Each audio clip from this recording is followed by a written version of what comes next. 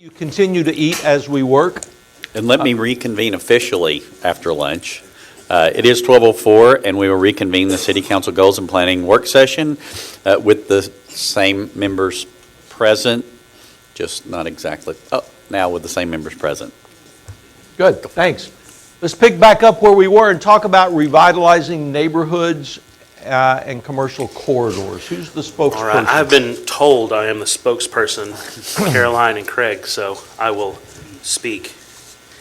So obviously this talks about residential as well as commercial, so I'll try to hit the residential things we talked about first. One thing that we talked about was code enforcement, and where we might have some repeat customers, we called them, to code enforcement, and those situations might be treated the same as a one-off minor infraction.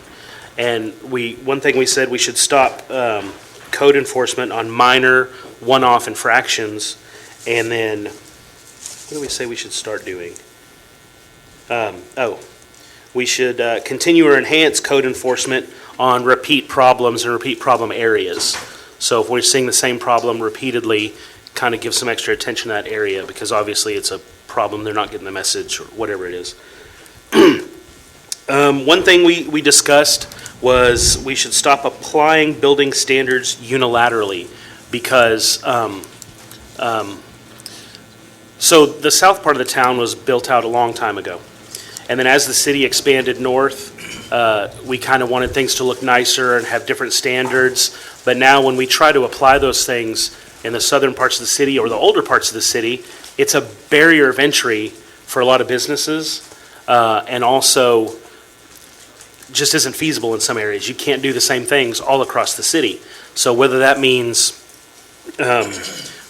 loosening in some areas of the city, or just identifying a good kind of medium to address rather than one or the other.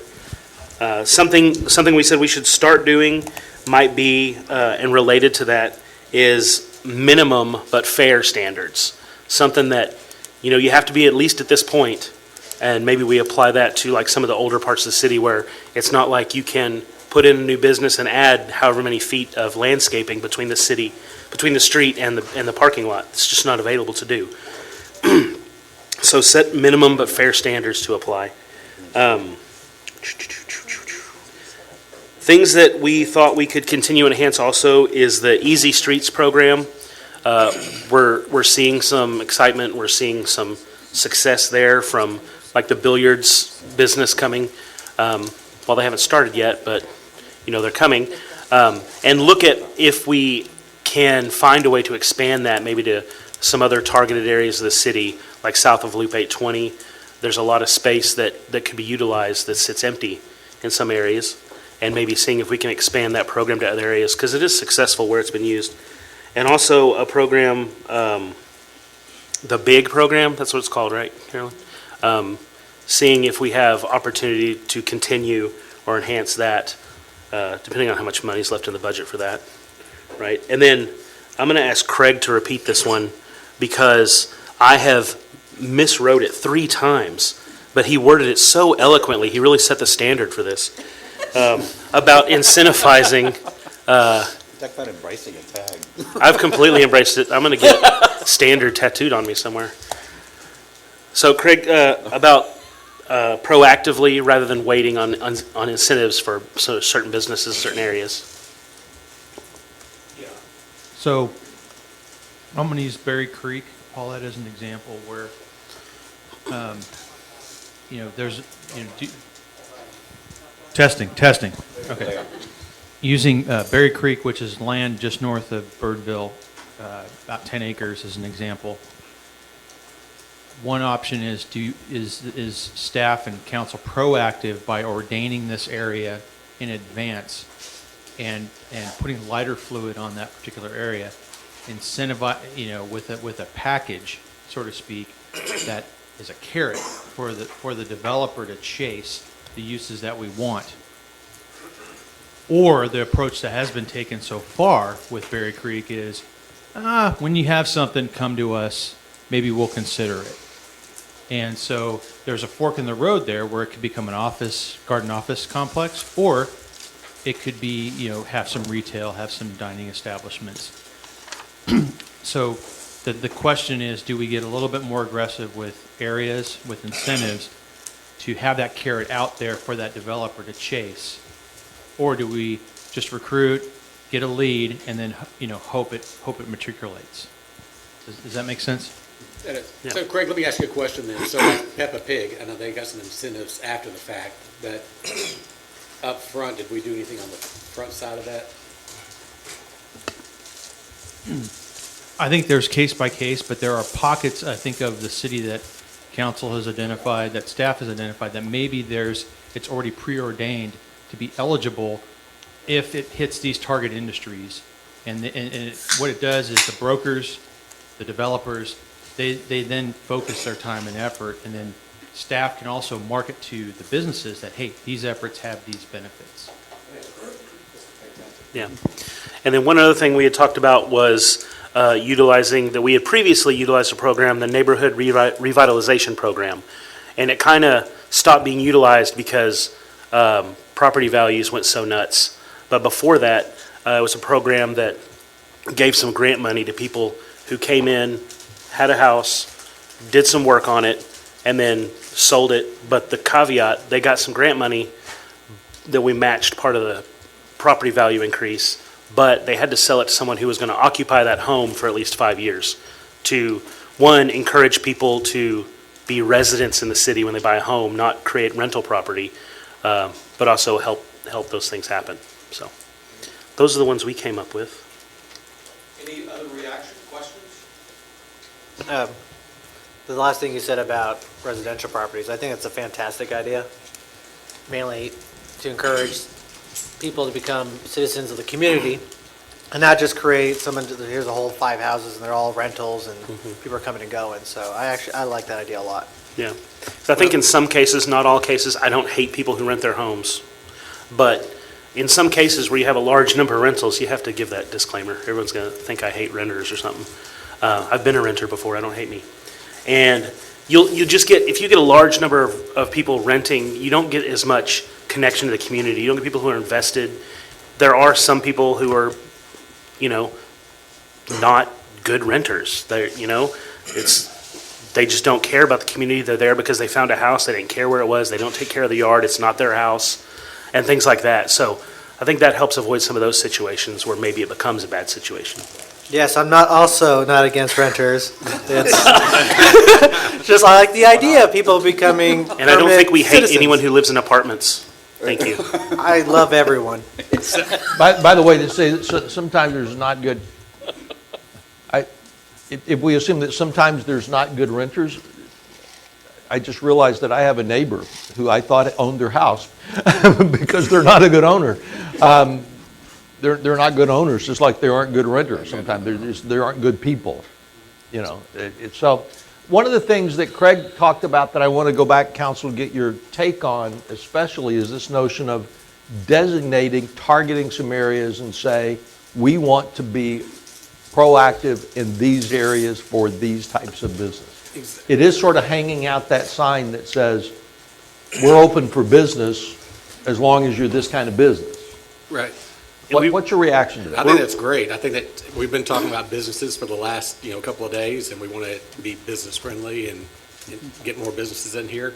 We're going to have that carrot out there, and it, may cost a little bit to be able to have that incentive out there, but we're competing against all our neighbors too. So. And we repeatedly see that that's what the residents want. Repeatedly, they say, we want more restaurants. We want a variety of places to go sit down and eat with our family. And so if we can find ways to do that, we're not only serving the city well, we're serving our residents well and meeting their needs.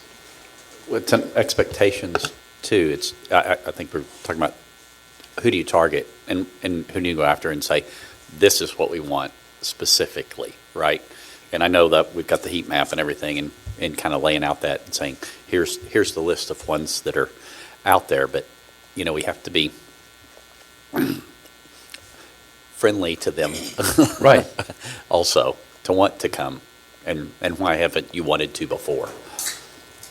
Right. So, I feel like I need to clarify a couple of things. I'm sorry, were you, I'd am love I to be interrupting? clarified. No, Am you're I not. interrupting you? One is, so that's the neighborhood revitalization program that Matt was describing. Matt, not Blake.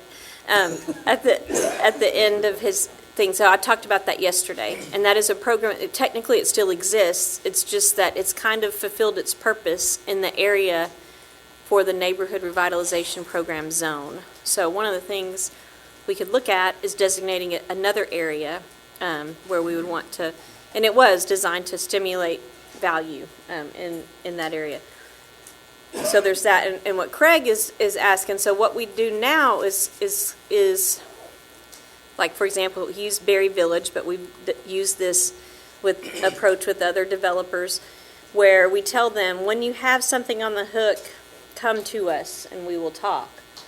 You know, he's kind of asking, would the council be supportive if we said, instead, flip it and say, hey, if you get this type of business, these businesses, we will offer these things. Right. You know, that way it helps them actually recruit more, because then they already have a deal they can propose, you know, to the end user. So that's kind of, it's kind of a shift in philosophy for us, but that would help us be more friendly. And then the other thing is, so the Easy Streets program that we just created a few months ago, it's an empowerment zone technically. That's where we got the easy, which means we can have different standards in that area up front. So right now, if somebody couldn't meet the landscape requirements, they have to come in and request a variance. So in that particular area, we created the empowerment zone. One of the reasons was so they don't have to seek a variance already in their area. They're kind of special, so they can not completely not do landscaping, but they have different standards because of the lots, really. Okay, so we can look at doing those things, because the mayor is asking me, well, I mean, can we discriminate like that? Well, I mean, we can just do things differently if we can show that it's an area that, for various reasons, can't achieve, as a whole, the standards. That's the other thing I would ask y'all to consider in terms of, you know, I know one of the meetings recently, it was mentioned about why do we have these extra development standards such as landscaping and all of that. One of the things that we do now is internally we kind of negotiate when we need to, but it again is part of that variance request. So I'd say it might be time to review what the standard is right now and give a little bit more leeway to where the businesses don't have to request a variance to not comply. But I guess I'm trying to caution you about, don't throw the baby out with the bathwater, because when you throw out those extra development standards, somebody said it earlier, the reason those were put in place was because, and again, that's why it's different in the newer part of town versus the older, because people didn't like what they were seeing in terms of particularly commercial development. You know, I used the word ugly ugly yesterday. So as the city was starting to develop north, they changed the standards to improve, make it look better. It could have gone too far, maybe, but anyway. So as we take a look at that, if that's something council wants to do, I'm just saying, let us have an opportunity to show you why those are in place, but also prepare some recommendations for where, not getting away from it completely, but a compromise approach. Mm-hmm. Yeah. Yes, I'd like to see all that. So I'm just letting you know, I would like to see that. And then also, you know, you were talking about use programs to revitalize neighborhoods, and now we're kind of done with it. I'd like to see it kind of reused again, because people are taking older homes, putting in 50,000, whatever, flipping it, and now that house costs more. Now raises everything else. And so people that do want to move here, and this may be the affordability aspect that's coming to play, well, now you kind of priced out how many people out there, where compared to before, you know, you're giving someone a chance to move into this neighborhood and then keeping the neighborhood going and all that. And so then we were talking about the looks and everything of businesses and all that. Just kind of take a look at that, see maybe what if we gone too far, or Not saying like get rid of it and, start from scratch. I'm just saying, let's just take a look at it and see what's reasonable for a business to coming in. That kind of plays into the whole business-friendly aspect. Does your revitalization deal primarily with developers or also owners? So, All the above? Tenants, property owners. well, it depends on what you're talking about. So yes, Right. Easy Streets, Well, no, primarily but I'm commercial, but- thinking about from a residential, okay.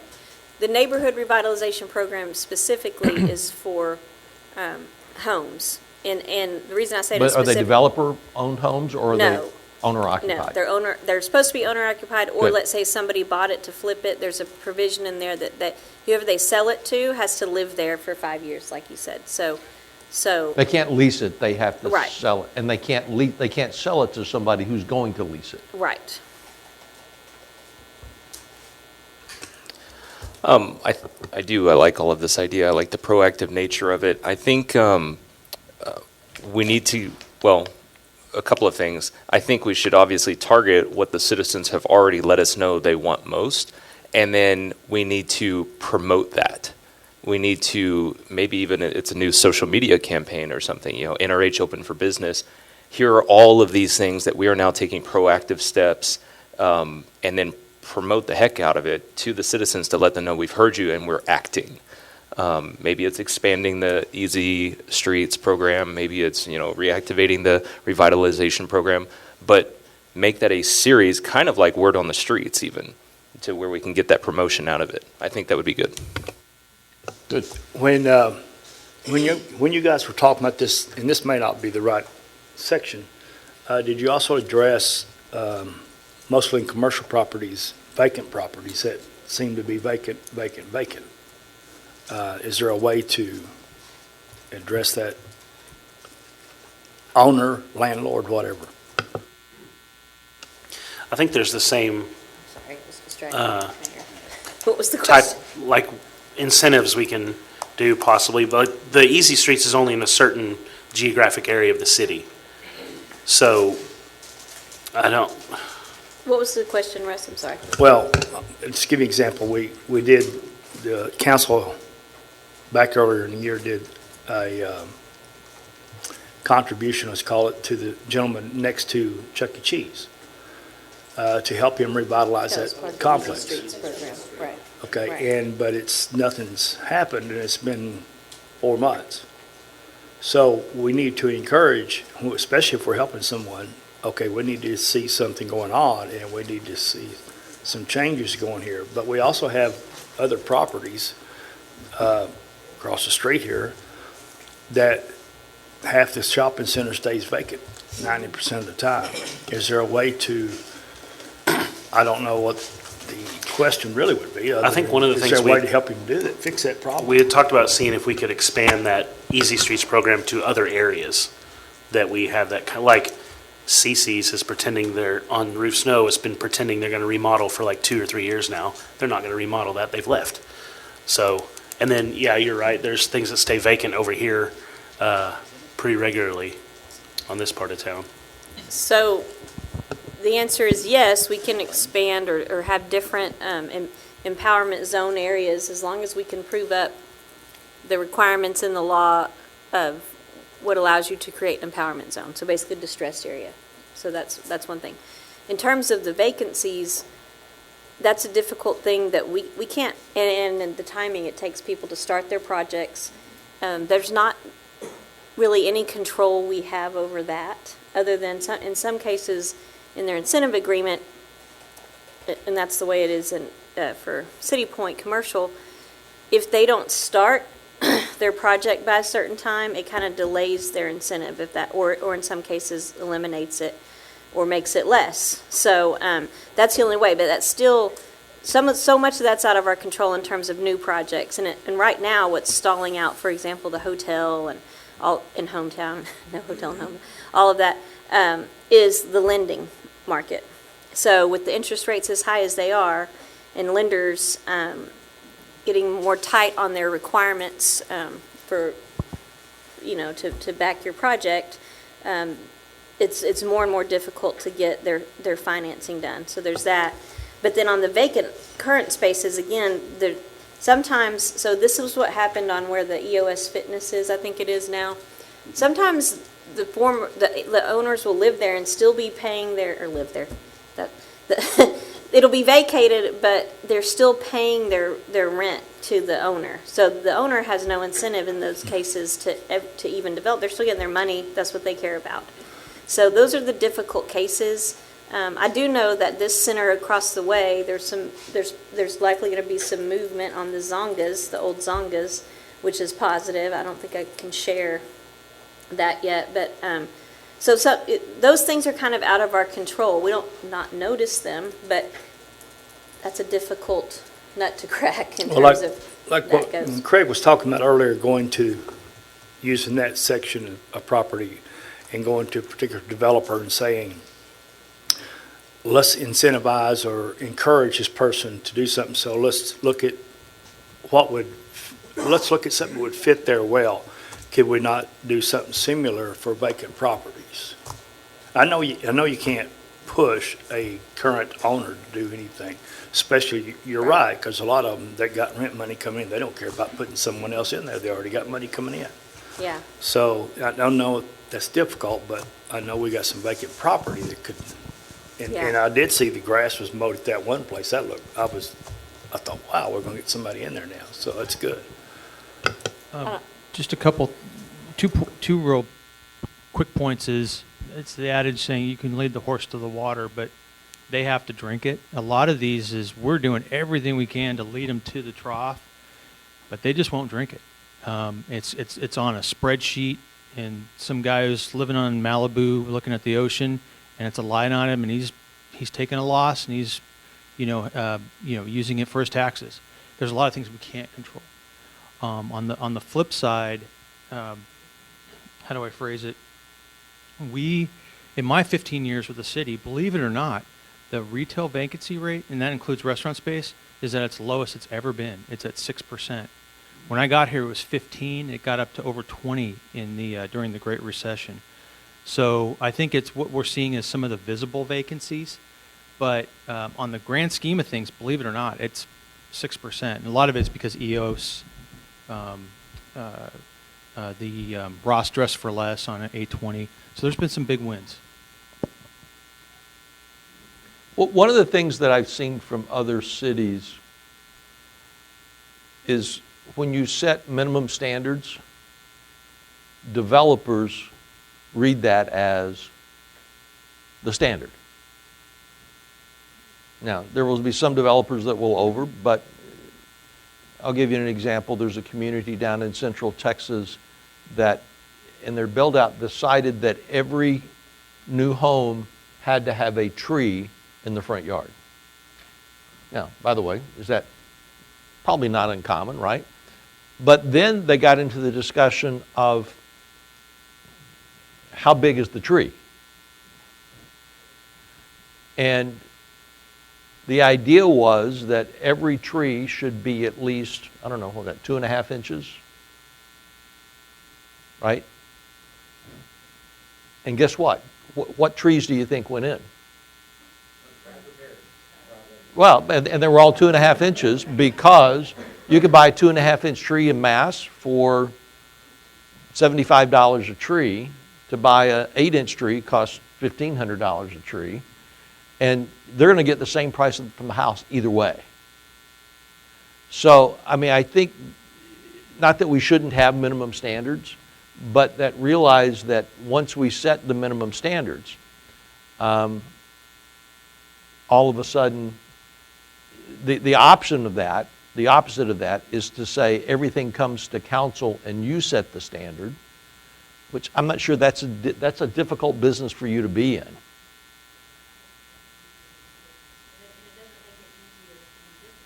Right. Right. So if everything becomes variance, then they have to come to you, and that just speeds up their process. So, I think there's a balance there, but understanding where that balance is, and part of it's thinking through the mind of that developer or that flipper. The flipper's think about it, those of you who have flipped houses, if you're going to flip a house and you can get the same for by putting laminate in as you could put by hardwood in.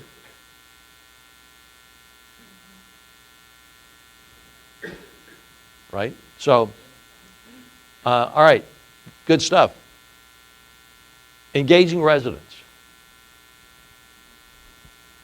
Since that's our group, and I have the microphone, I'm going to continue on with that discussion, if you don't mind, just for a few more minutes. So, Development Services Director is in agreement with and on board with everything the City Council's saying. Just want to make sure that's clear. And is this on? Yep. Yes, you're on. In 2000, there was that big pendulum shift that Paula is talking about, where a lot of the development was starting to move north in North Richland Hills, and the expectations and the standards got drastically increased. So 2000 is kind of that key pivotal moment in development history in North Richland Hills. The problem was, in 2000, like what has been said, is that those development standards then applied to the entire community. So the south side of the town, Matt, like you're saying, now had to follow the same standards as everything that's brand new and developing. And that's extremely difficult to implement. So they put in these landscape review board, the sign review board, variance process, things like that. What I don't know if it was considered or not, but definitely moving forward, what needs to be considered and reviewed is these development zones, different overlay districts that have not reduced standards or lesser standards, just realistic, achievable standards.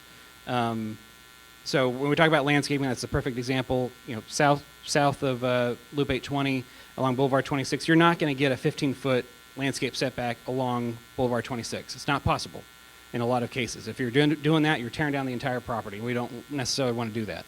So it's reducing the setback at the backside with the residential adjacency.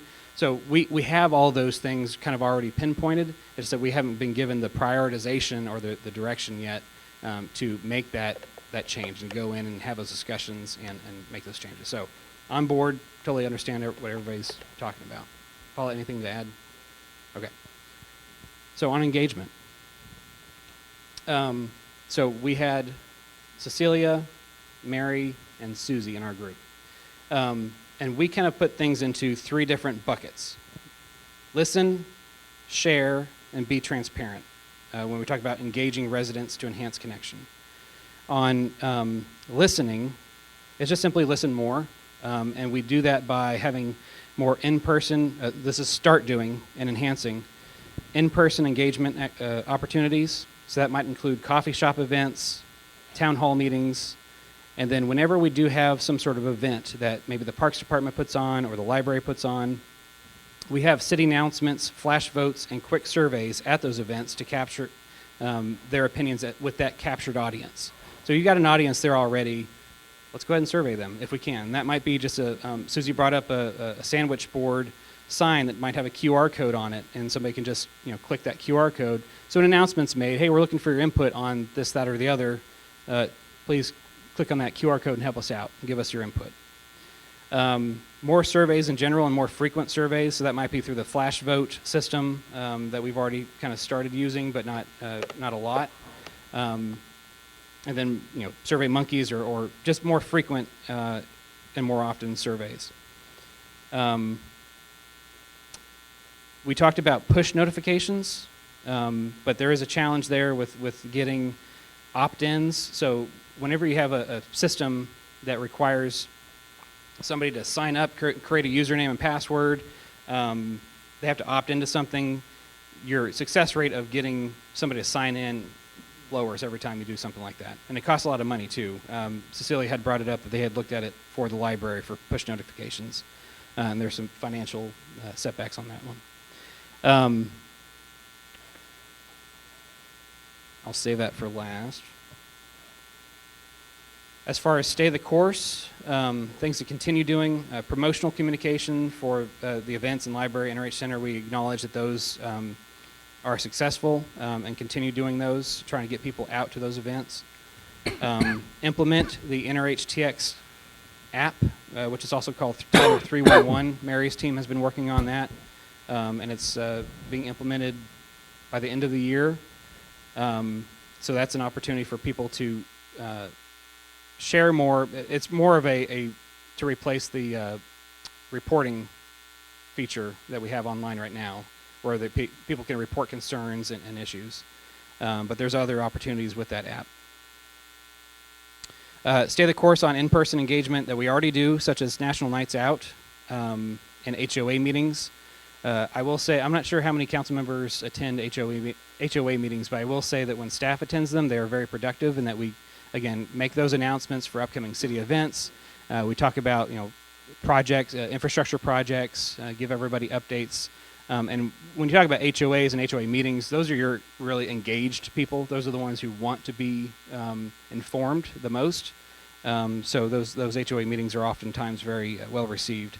Craig and I do both the east and west side of Hometown. They always invite us every year, and we give half-hour presentations to the HOA meeting for Hometown. And it includes upcoming businesses, development activity, like I said, the bond project, things like that. And we do other HOAs, yeah. We do other HOAs. Nathan Froman and I went to a very small HOA on Main Street for their, because Main Street reconstruction project coming up, those townhomes on the north side of Maine, just east of Davis Boulevard. So we had a very intimate HOA meeting with their in one of their houses. It was great, well received. And then not lastly, but print newsletters. Stay the course on that, because we still have 1/3 of those that responded to the citizen survey say that they get their news from the print newsletters. So even though it's becoming more and more antiquated to use a paper newspaper, folks still use it locally in North Richland Hills. And that goes for the library too. Cecilia mentioned that she had given out 1,500 printed brochures for Summer Reading Club this year. So that's great. We didn't have anything on the stop doing list. And I think when you talk about engagement and communication out, I think we should be doing everything that we can. So there's not really anything on the stop doing list, and we're open to hearing from anybody else on that part. And then lastly, probably up for discussion is explore live streaming all boards and commissions. Right now it's just the Planning and Zoning Commission and City Council. Somebody correct me if I'm wrong on that, but it's just those two that get that broadcast and live streamed. But looking at expanding that to other boards and commissions, or all boards and commissions, for the sake of being transparent and showing the citizens and community kind of how boring some of these these boards and commissions really are, some of these agendas, but at least for transparency. But that's all we had. Mary, Cecilia, Susie, was there anything else? Well, I'll just say this. That was great about the other boards and commissions being, doesn't matter if they're boring, by the way. It's okay. I'm still waiting for an exciting anything meeting, so other than this one. One suggestion I wanted to make, it was just kind of overall thought. He mentioned Net Promoter Score and made some of my hair fall out, what was left of it. But the one thing that we struggled with in Net Promoter Score when we were rolling it out originally in United Healthcare, and you either do a 1 to 5 or a 1 to 10 scale, and if you're a 9 to 10, you're successful. Anything else, you're a failure. Effectively, that's it's like when you go to the car dealer, and what do they tell you? Give me all 5s, right? And if it's a scale of 5s, it's got to be 5s, right? Can't be a 4, no 4s. And so what people would say is, well, I really had a neutral feeling about it, or I didn't have that aspect of something when you asked the question. You need an NA. That it was not applicable, because what we were getting is, well, I hit a 5 because I didn't really experience that one way. Well, 5 will fail you, right? I mean, it's 5 is you're horrible at 5. So I would just overall thought when you start. I know we're just kind of starting the idea of these surveys. I just want to make sure there's always an NA, right? Because if there's not, you're going to get the middle score, and you're going to go, wait, I don't want that. I don't want that score. Second, if an HOA doesn't have you come now, how do they know to call you to say, hey, I'd love you to show up? Because I'm not sure that all of them would know to do that.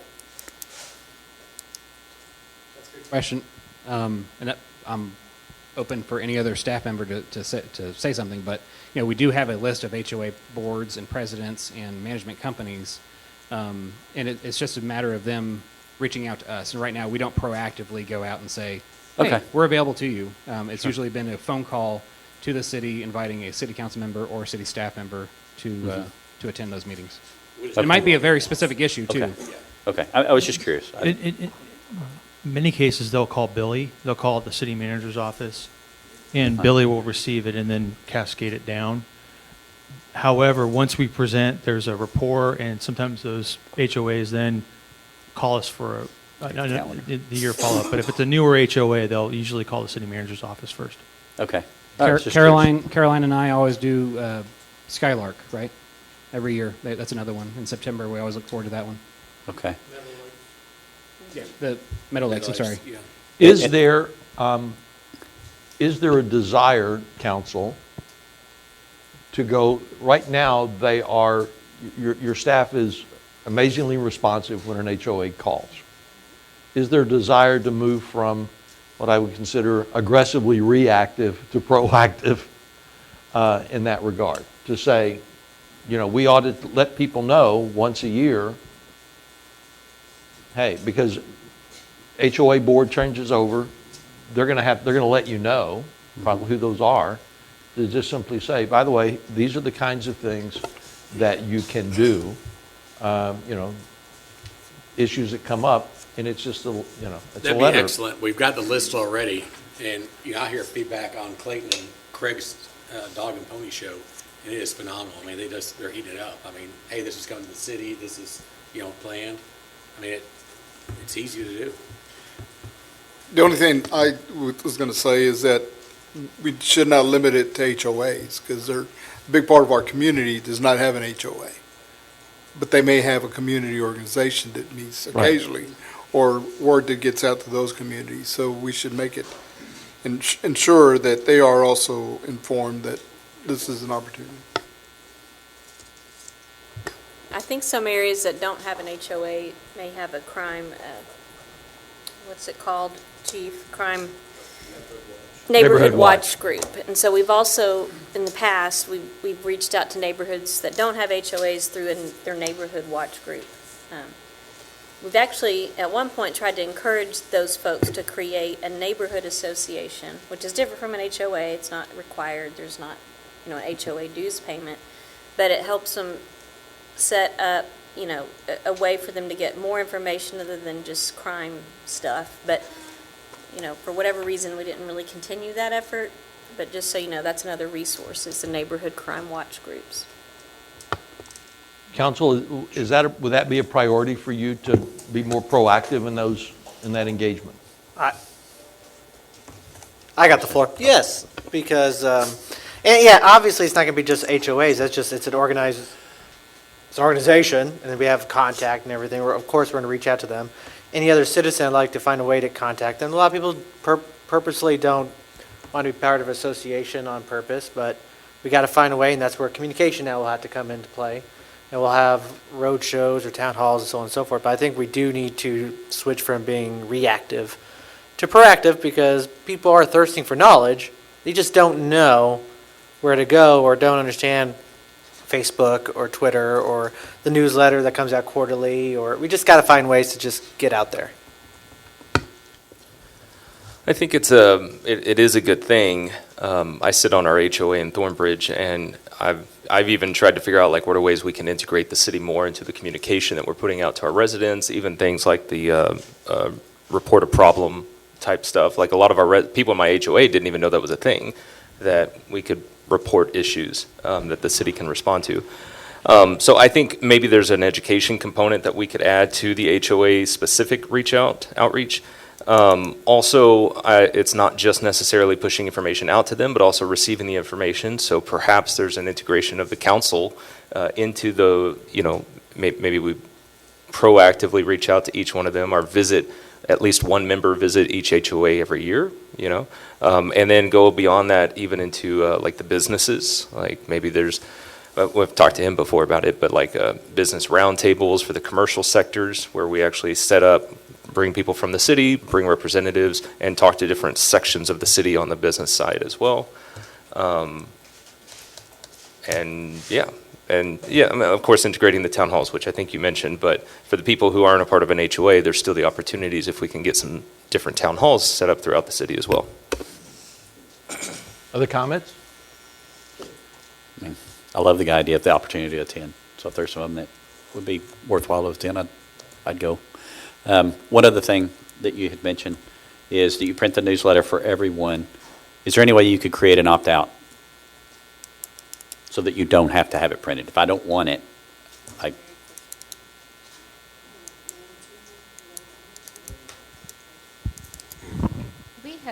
We have explored that and have not found an easy way to do that. Because they are bulk mailed out at that low postage point, we haven't found a way to keep a roster where people can opt out. And then with people constantly moving in and out of the city, how do we maintain that list? Okay. But it'd be great if we could. I'd love for half the city to get it electronically. It'd save us a lot on printing and postage costs. Yeah. Even then, opt in and do electronic, and if you're there as an address, that you suppress it when you send the address over to the mailer. In that way. I mean, you know what I'm saying? Do we get it electronically? You can, Yeah, I thought I did already. Yeah, that's what I thought. And Yeah. is it still sent out quarterly, or for those versions, can we have a more up-to-date one emailed? So when we have things that are coming up soon, people are realizing, I can get more up-to-date than instead of waiting every quarter in my mail. Don't I get that in my, Well, we do have, there's a Utility. news and notes that comes out with the utility bill. Yeah. And so that comes out every month where we put more timely information like that. As far as the electronic version of the new newsletter though, Mary, I don't know what. We have the e-newsletter that comes out twice a month as well. And then the 8-page print newsletter is posted as a PDF, and people can sign up to receive a link when it gets posted. And it's 3 times a year. It's in April, August, and December. Other questions around that? Don't mess with the newsletter. I like getting it. And I read the newsletter. on my I'm just calendar. saying, there's a way to get it. Don't take out my there newsletter more. out, so. I'm paper as well. I got on that one. I want to just say, in Diamond Lock, we do a couple different things a year, and the police department, fire department, we call them on both, and both times they show up, and they do a great job to bring the fire department out. The police department comes through, Christmas especially. Santa Claus comes, they're there to greet him, and they reach out to the community, and so when the HOA reaches out to the city is very responsive. So when you're asking the question, should we go after the HOAs? I think the ones that really want our participation are going to come to us, and I know we're very responsive to doing those. So that part I'm comfortable with what we're doing currently.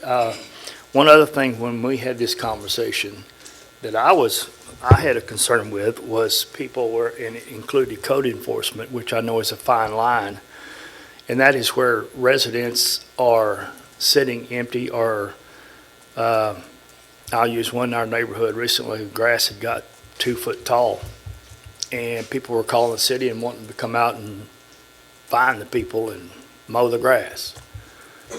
And my answer to my neighbors was, once you get off your tail and take your lawnmower over and melt, the lady just passed away, my God, go help her mow grass. But I know the city also has connections with, the Lions Club or Chamber of Commerce or the Boy Scouts, Fort Worth Christian. They have groups that will go out and help people do the same thing, and I think that helps. When we're talking about getting our neighbors connected, it's not just through the city events, which I think are excellent, and we do a great job promoting those, around Christmas and the holidays and Easter and all that. We do a really good job.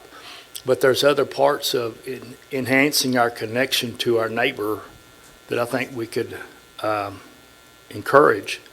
And one of them is, if somebody's, this code enforcement's getting a call that we got an issue over here and they find out that it's a health situation for a senior or whatever, that's not the person we want to write a citation to.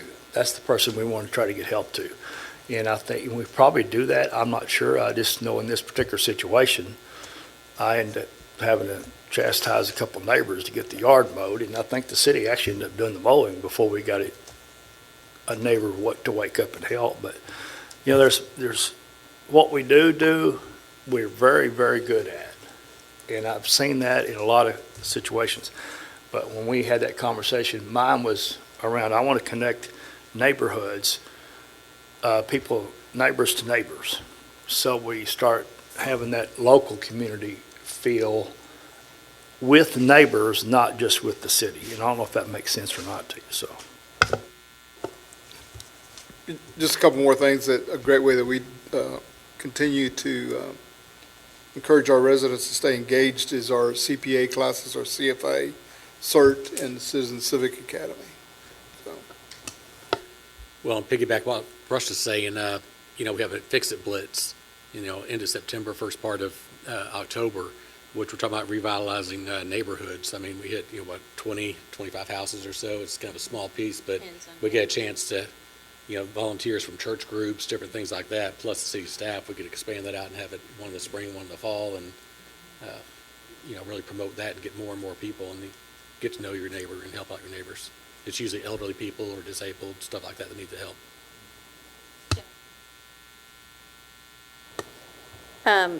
So I'll just say, yes, we do try to do what you said, Russ, in terms of, because their first contact with a place that has, high grass and weeds or some other kind of violation, they try to knock on the door and talk to the person to understand is there an issue, that we can, and then if they are successful in talking to the person, if it's a senior or somebody who just had a, surgery, whatever, or just doesn't have the means, then yes, they hook them up with one of the volunteer groups that we have on our list that will go out and help them or try to connect them with some other resources. Problem is, a lot of times when a code officer is knocking on your door, they're not coming to the door. So then we have to proceed on with, then they get the warning, and then, it's like that. So, but we do try to do that. And then the other thing is, I do think expanding, maybe doing two, Stephanie's going to hate that I said this, but maybe doing two. Write it down, Stephanie, right? Two Remember of those this, right? Fix-It Blitz events a year. So understand, that's not the only time we send people out to fix properties. That's just when we try to do our big deal, our big push about it. Like you said, we have a list of folks who are also on our list, not just for mowing and small things, but have said, hey, we can help people with bigger repairs that they might need to the exterior. So if we get those, and if they've gotten, we're looking at them for a building or a code violation, a real building code violation, let's say, we can hook those people up that are in need with those volunteer groups. Well, So we try to do it, but sometimes people aren't receptive to it. Again, to Craig's point about you can't make them drink the water.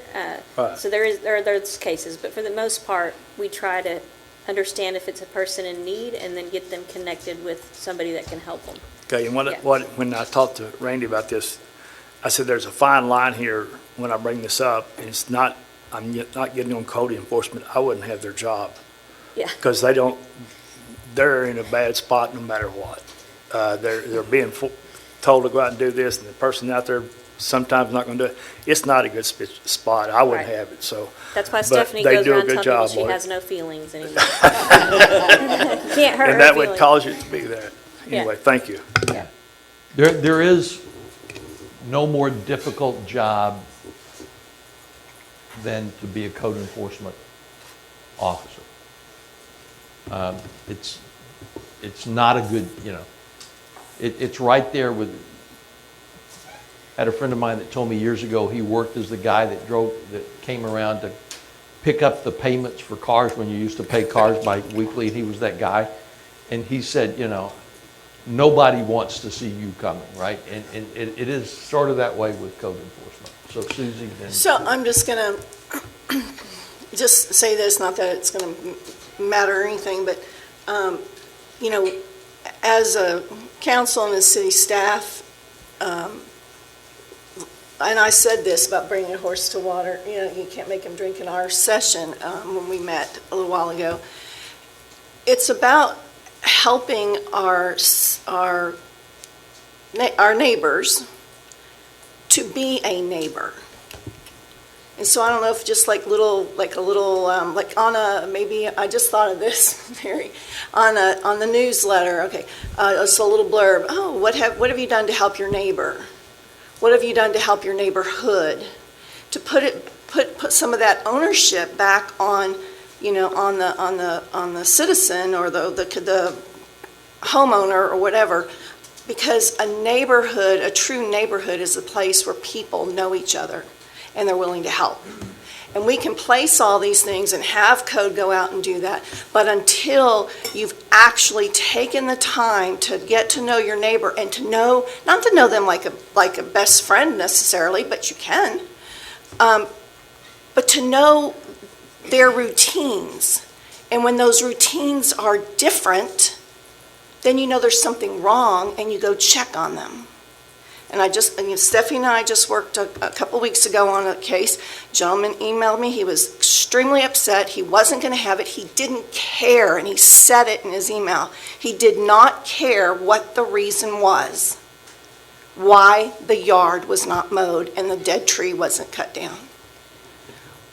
Well, you know, I'm kind of nosy. I go to U.S. phone book and I look to see who owns the property and who lives there and everything. Just so happens I knew the people.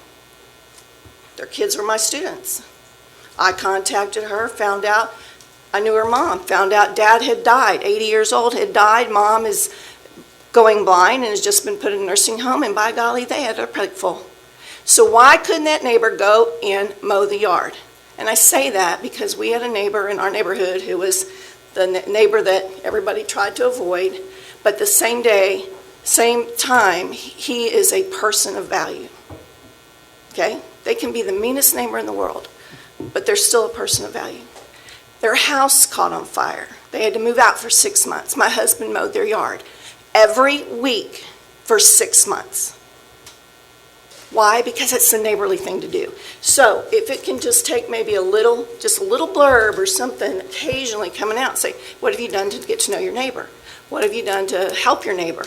Do you know what's going on with your neighbor? That's what's important to me, and that's when we talk about neighborhoods and community, it's got to be reciprocal. The city cannot be, people cannot depend on the city to solve all their problems. They have to start solving problems for themselves. Anyway, that's my soapbox because it's been really heavy on my heart with all of that lately. Good. And all I wanted to say is, you know, a lot of times folks pull in their garage after work, they shut the door, and you never see them again. So consequently, they never get to know their neighbors. And, you know, and I see this, you know, I live on the south side, and our neighbors are older, and you see that a lot in our community. You know, it's not like some of the newer neighborhoods where there's newer families, younger families, and the kids are out in the street playing, you know, where they kind of have more interaction. In the older part of the community, sometimes you don't see those folks. I mean, we have a group of our neighbors that we check on pretty regularly. We don't see them for a couple of days just to make sure they're okay. But Susie's right is, you know, we don't, and Russ is correct too, is instead of complaining or bitching about it, get your lawnmower out and get out there and do it. And, but it's a different time. But I appreciate the emails that Chris and James sends out, looking for volunteers to help people take care of their yards and all, because I think that's very helpful. But it's sad because a lot of times you don't realize that somebody is sick or something has happened in their life, because a lot of times the neighbors don't even know because they don't take the time to go in and check. So I went and knocked on that door, talked to that gentleman. And for 1 year, they paid to have it done for about 6 more months because this started in 21 and it's now 2024, which is why he was upset. He says, I don't mind that we did it for a year, and I don't mind that I did it for 6 more months. What I mind is that I'm working on year 3, and they're not doing anything. So at some point, you're being taken advantage of just being a good neighbor. And we can be upset and say they were valued. The reality is they weren't valuing their neighbor either. So he was just he had reached the end of his rope on it because he's like, I've been doing this for a long time now, and nothing's being done. So anyway, there's two sides to every story. I know that, it's just that, there's been a lot of experiences, and I just think there's a way we can help our citizens to become better members overall.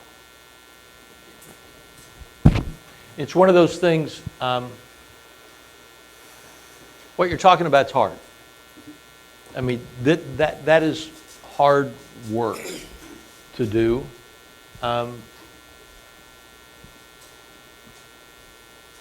So, I mean, anything you can do, I mean, the first thing that came in my mind is,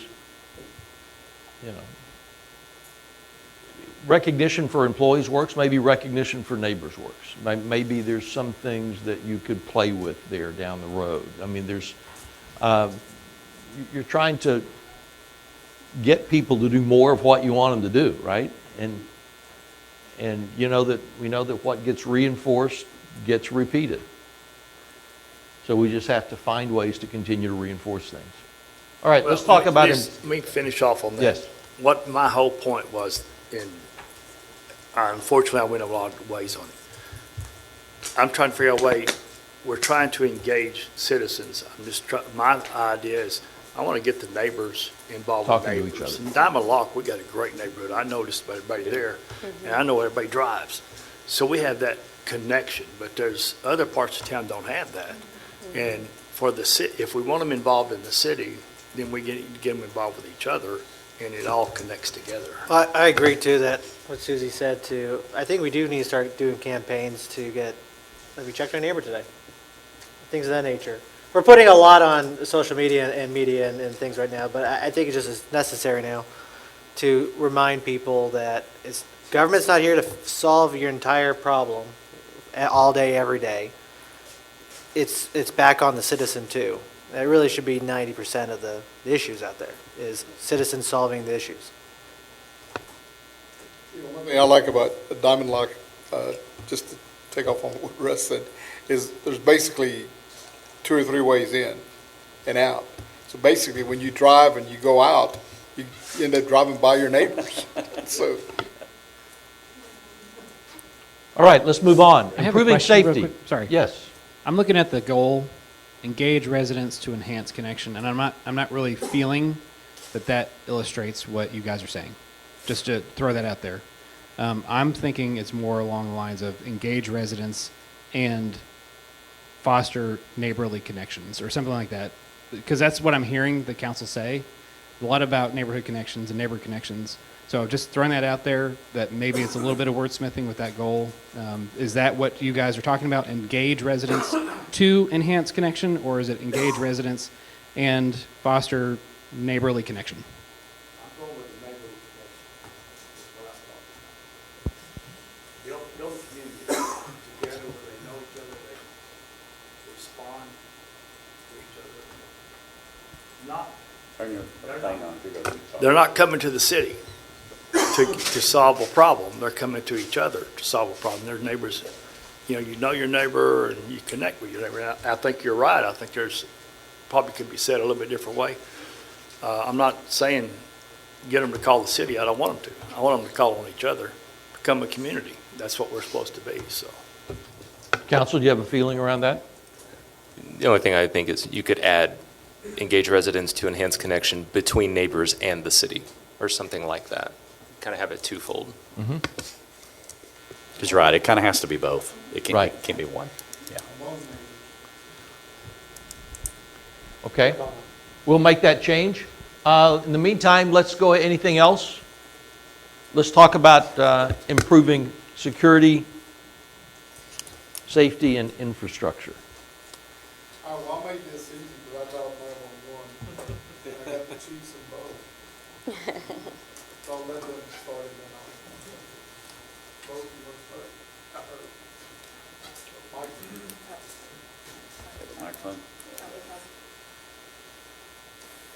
Okay. Okay.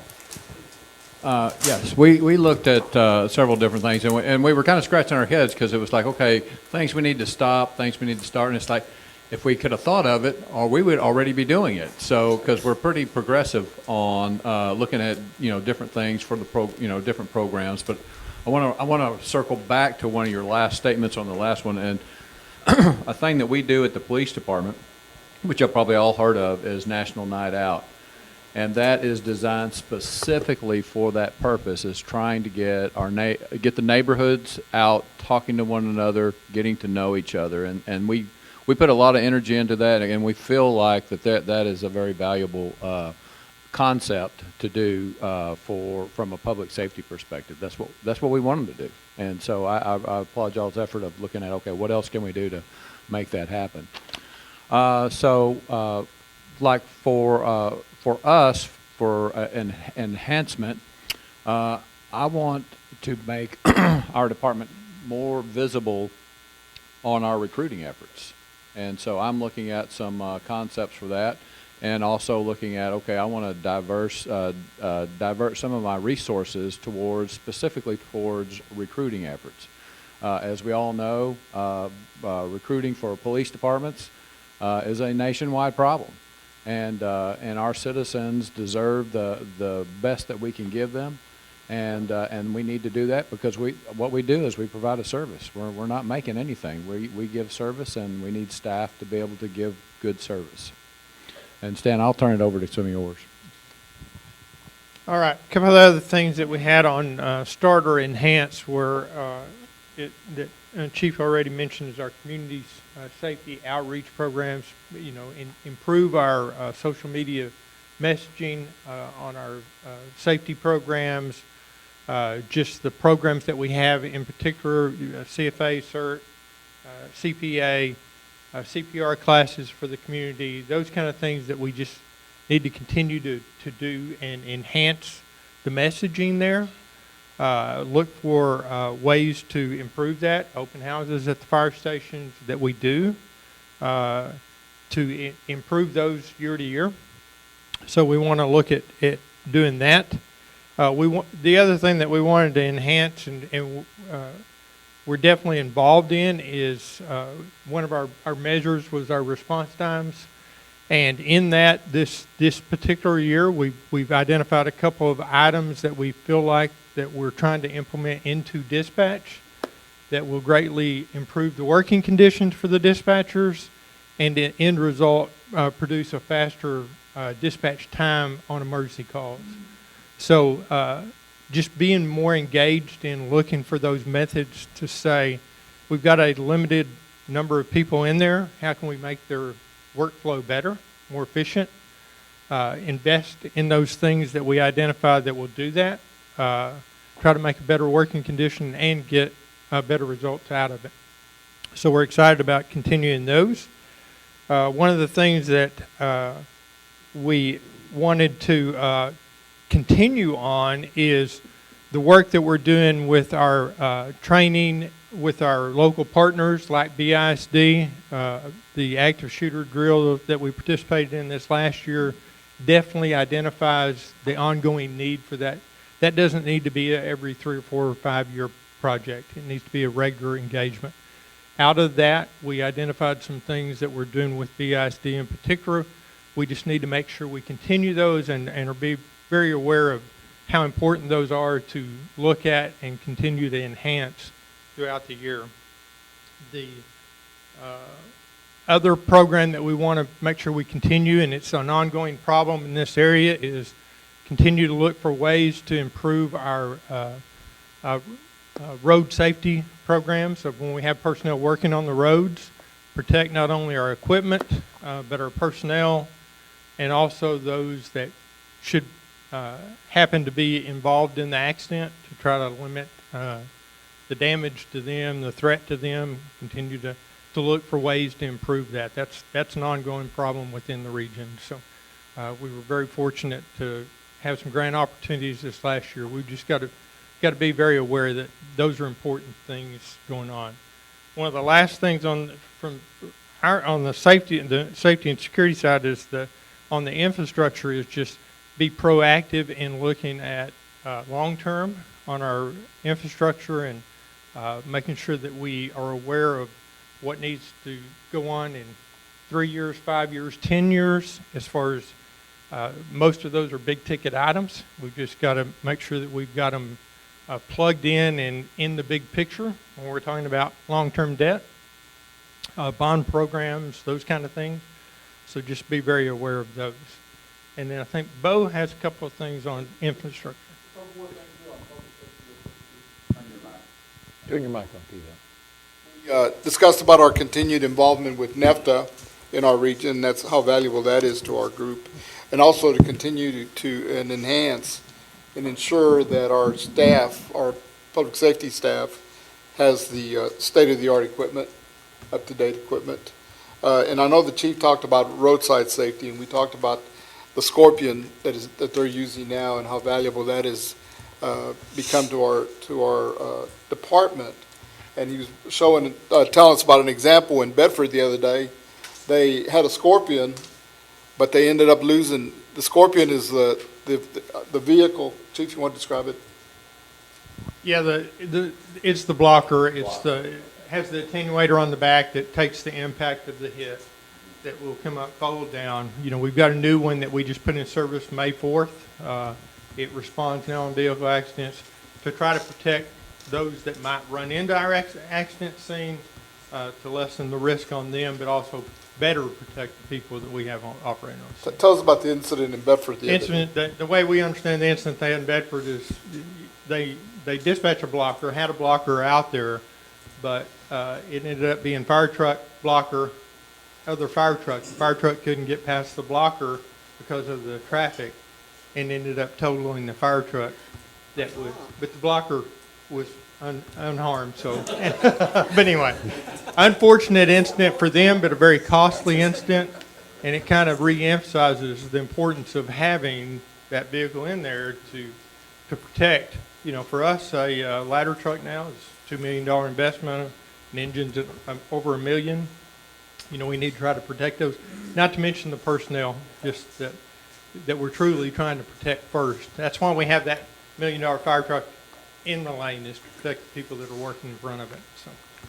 And one other thing is, you know, public safety and infrastructure. We talked about the importance of continuing to seek out those grant opportunities that will help us offset some of the costs of the equipment and the training and all. So, and I'll turn it to Bo. So, yeah, I got it. So, talking about improving infrastructure, it's easy to, as everyone knows, you know, each day our infrastructure continues to age, and it's easy to just really say, well, we just need to throw money at it, and we can just, you know, more money equals replacement or improved infrastructure. And that is probably true to some point, but like Tito just mentioned, kind of what we talked about was continuing / enhancing, because I think we do a pretty good job at this. You know, maybe there's room for improvement, but trying to figure out creative funding strategies here. So taking advantages of grants and continuing those relationships that yield those creative funding strategies for replacement of infrastructure. And by the way, as we're talking about infrastructure, it quickly slipped into the street category of infrastructure, even though, you know, I think there's a lot more city infrastructure than just streets, but just talking about that, I think this past spring, or a couple meetings ago anyway, we discussed the street assessment and kind of where we are with that. And as part of that, there were some critical strategies that we talked about, and as far as improving it. But also within that, we also have to take a look at creative methods that aren't typical to you know, the normal improvement methods that we've always had. So I think within that presentation, I think there were 3 strategies that, you know, took our dollars further, stretched them as part of the program. You know, kind of moving on to a second bullet point within infrastructure. We talked a little bit about you know, congestion, traffic coordination, traffic management, you know, as a whole, kind of an infrastructure whole. And particularly as our managed signals approach other entities, specifically, the Davis 26 intersection where we have North Richland Hills managed signals that approach a TxDOT managed signal. And then we have the Davis at Main Street Tex Rail crossing. So we have City of North Richland Hills managed signals that approach, another entity's crossing there that kind of impact efficiency along our managed corridors. So we talked about continuing / enhancing some of those, and we. Oh, Sorry. yeah. Sorry. So we talked. Okay.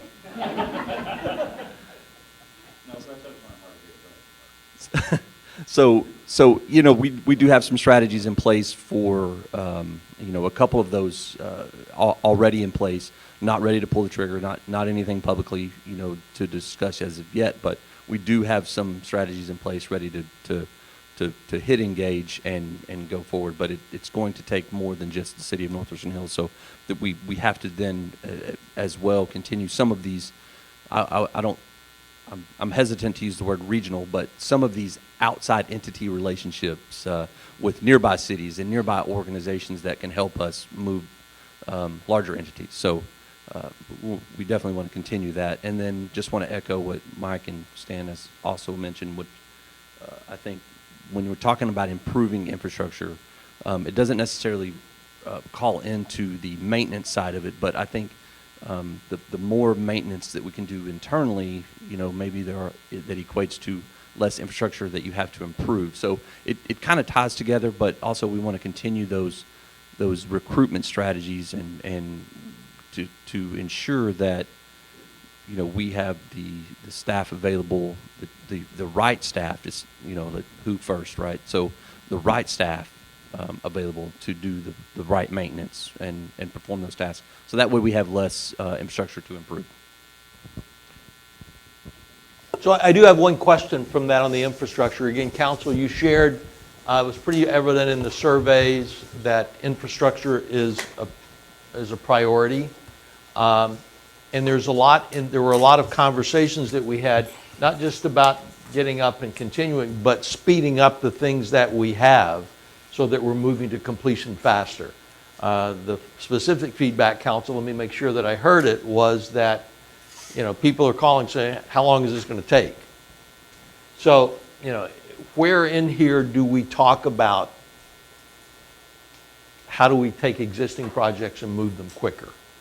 Randy, before we go to that, I had a few more points to add. Okay, good. So, one, to continue to seek new and innovative methods and treatments.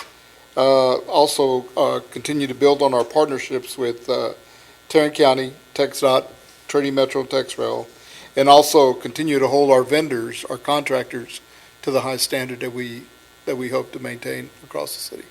Okay, good. Let's talk Well, about how do we.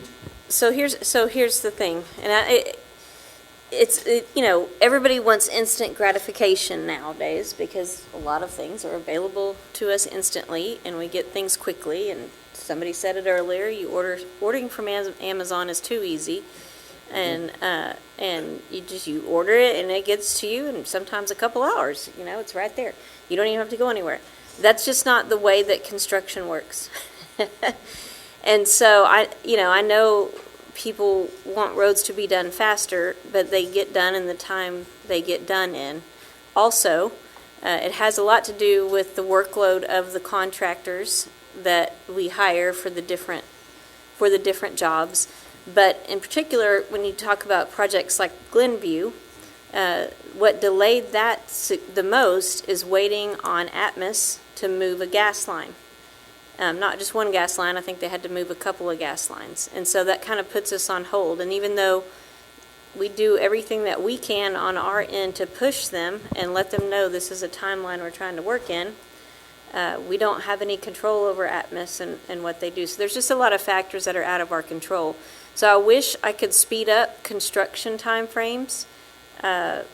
We do what we can in terms of in the contract, specifying, the time of completion, having liquidated damages, although there's some recent case laws, I think, that have kind of liquidated damages don't have as much teeth as they used to, so that's another thing. So there's some things out of our control, but what is in our control, we try to be very aggressive about timelines. So at the bond election, for example, we did say from the beginning that this would be a 5 to 7 year bond program, which is actually kind of an aggressive timeline to do 27 streets. And we're gonna hit that goal. We're gonna be well within that target of all the streets will be done within 7 years. But the other part of it is capacity for work and capacity for citizens to have every street in their city shut down at the same time. So I know they say they want it done and they want it done quickly. I can tell you that if you do all those major roads at the same time, you're going to get more complaints about why is every road we have under construction. So there was a little bit of that balancing at play. When it comes to preventive street maintenance, that's something that our Public Works Department, especially as we've been short-staffed for a while, they have worked on a program to contract out more work than we used to back in the day, which speeds up, it allows us to get more preventive street maintenance projects done and keep up with the money being allocated to the preventive street maintenance program every year and make sure that we're doing those projects within that time frame. So I don't know if that answers the question other than to say what we can control as far as trying to speed up time frames on road construction in particular. We do, but there are, like I say, construction takes the amount of time it takes. And sometimes when there are utilities involved, it is going to delay the project. And if there's right-of-way acquisition, that's a whole other story. So, Blake or Matt, who wants to go first? I mean, you clicked yours first. Please, I'll go right ahead. I defer to the mayor. And the mayor. Oh, Set the standard, boy. please. Okay, so in walking around, and it wasn't too far from my house, by the way, there was one road, and we already talked about it. It was saw cut a year ago, and it's still saw cut right now and still not repaired. So no one's come back around to that particular road, and that seems to be an inordinate amount of time not to fix the spot in front of their house, just generally speaking. So it's a perception for them, and it's actually a reality for everyone. Right. On the other side of, I understand how things don't actually always fall into place on large projects. I've been driving down to Granbury since the early 90s, and I think the Crescent overpass there to go over the hill's been in work since the early 90s. And it literally hit a snag, and I just heard for the first time and was sympathetic at the beginning of summer of why. It had unstable soil in a great deal of the area of where they were trying to put the road. And so apparently they didn't anticipate that, and this has been a great deal of work and money, and they had to wait on the money to get the work because they only had a certain amount of budget that was there, which is now I understand why it was delayed for so long, but it was just interesting because it's a joke when we drive down there. Hey, I bet that's going to be done now because the train crossing there is horrible. And if you get caught by it, you could be there for like 30, 45 minutes, literally. The same thing goes for us over there on Restaurant Row by Red Lobster. People believe that's taken an inordinate amount of time, and now it's the city's fault that Red Lobster is going bankrupt. If you read out there, just so you know. And that one's, there's got to be a reason that's taken so long. But I don't know it. I just know that it's taken forever to get that section of road done. And everybody thinks, well, those businesses have dramatically been hurt during that period of time. And that is a main road that seems like, on some of the freeways that you watch what they've done in the state of Texas, is success bonuses for early completion. And is that, are those type things out of the question? And I guess maybe is why is that road taking so long on Hurst, Euless, Bedford? But that is a perception that it's taking too long. And I know in Glenview, because our church gets updated regularly on why it's doing what it's doing, because we're right there. But feel free, Caroline. Sure. So on Bedford, Euless, it is taking longer than it should have. It absolutely is. It is construction does take time, most certainly. That contractor has not performed as well as we had had hoped they would. We are going to be dealing with a liquidated damages situation with them, so that is coming up. It is a contractor that we had a very successful project with just about 5 years ago. They did our Smithfield Road project, and they did a fantastic job. So, going into it, we had, all indications were we had a great contractor at a great price.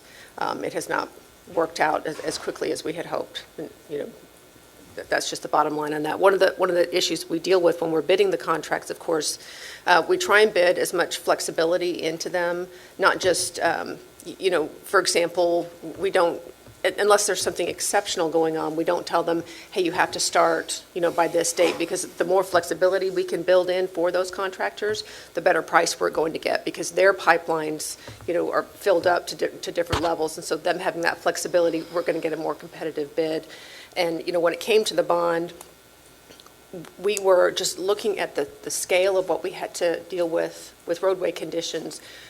What we heard loud and clear was try and stretch those dollars as much as possible. So providing as much flexibility, make it as easy as possible to have them be as competitive as possible, allowed us to take on more projects. If we had, pinched those down a little bit, gave tighter timelines, we could have had things done faster. It would cost more. And so that unfortunately is the trade-off. That being said, once again, Bedford Euless is not a great example of a project that went. It's not a roof snow, but it has not worked as smoothly. And that's also where, one of the things that we had tried to do with that, we rolled out about 2 years ago now, the word on the streets, because some of it, even for a project that is working exactly on timeline, the Iron Horse projects are wrapping up now. Lariat is clipping along at a really nice pace. Even with those projects that are working well, they take months or a year or more, and sometimes even a well-run project can be perceived as what is taking so long, and that's where that public education comes in, to help people understand construction. It takes time. It just does. I would say Bedford Euless is one that stands out for a lot of people. Glenview, because of the delay that everybody thinks it should have been 10 years ago, which I actually don't disagree with that.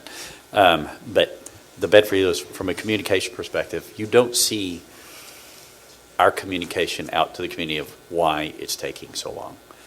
I'm just saying that's an aspect. People understand if they understand, right? I know about Glenview because of our church, so I know, right? And I go, oh, well, I know why that is, so it is what it is, right? Bedford Euless, I go like, I'm asking the question because it's like I didn't know. I mean, I actually heard the other day, but I'm just generally speaking out there, you don't know that's why it's taking so long, right? So anyway. And it's a tough answer to provide. I understand. Effectively in a way where we're not Throwing someone under the bus. Right, because we want them to finish at this point. So we Yeah, you don't want them to go, you just crucified me in public, now I'm walking away.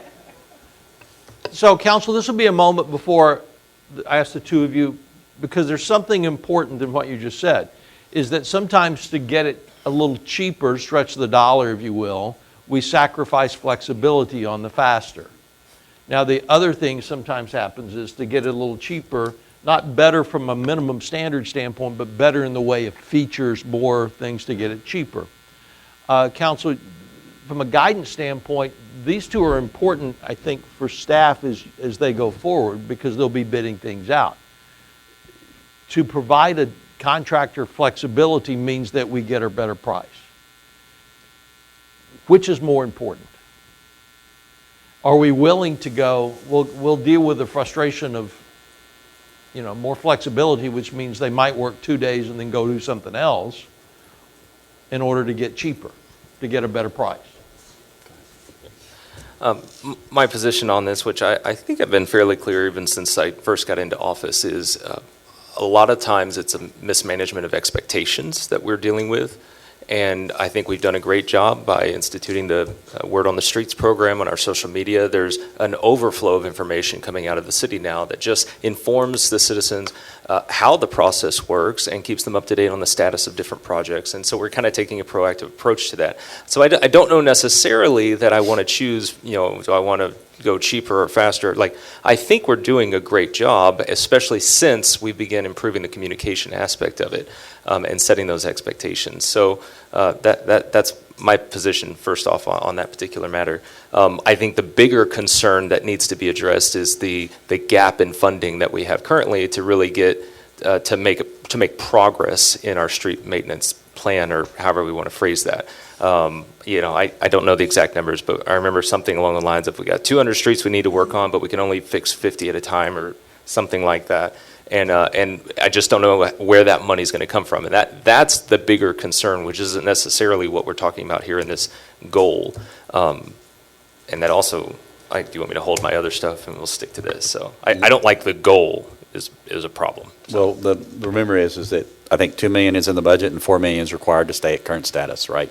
On the streets. if I Well, it remember. depends on what you're talking about. So for preventive street maintenance program, which is the streets that, aren't to a point where the only thing that's going to help them is complete reconstruction. So these are the streets that we do overlays, we do the slurry seals, the crack seals, all that kind of stuff. That's preventive maintenance. So that program, yes, that's what we put in 2 to 3 million sometimes over the last couple of years.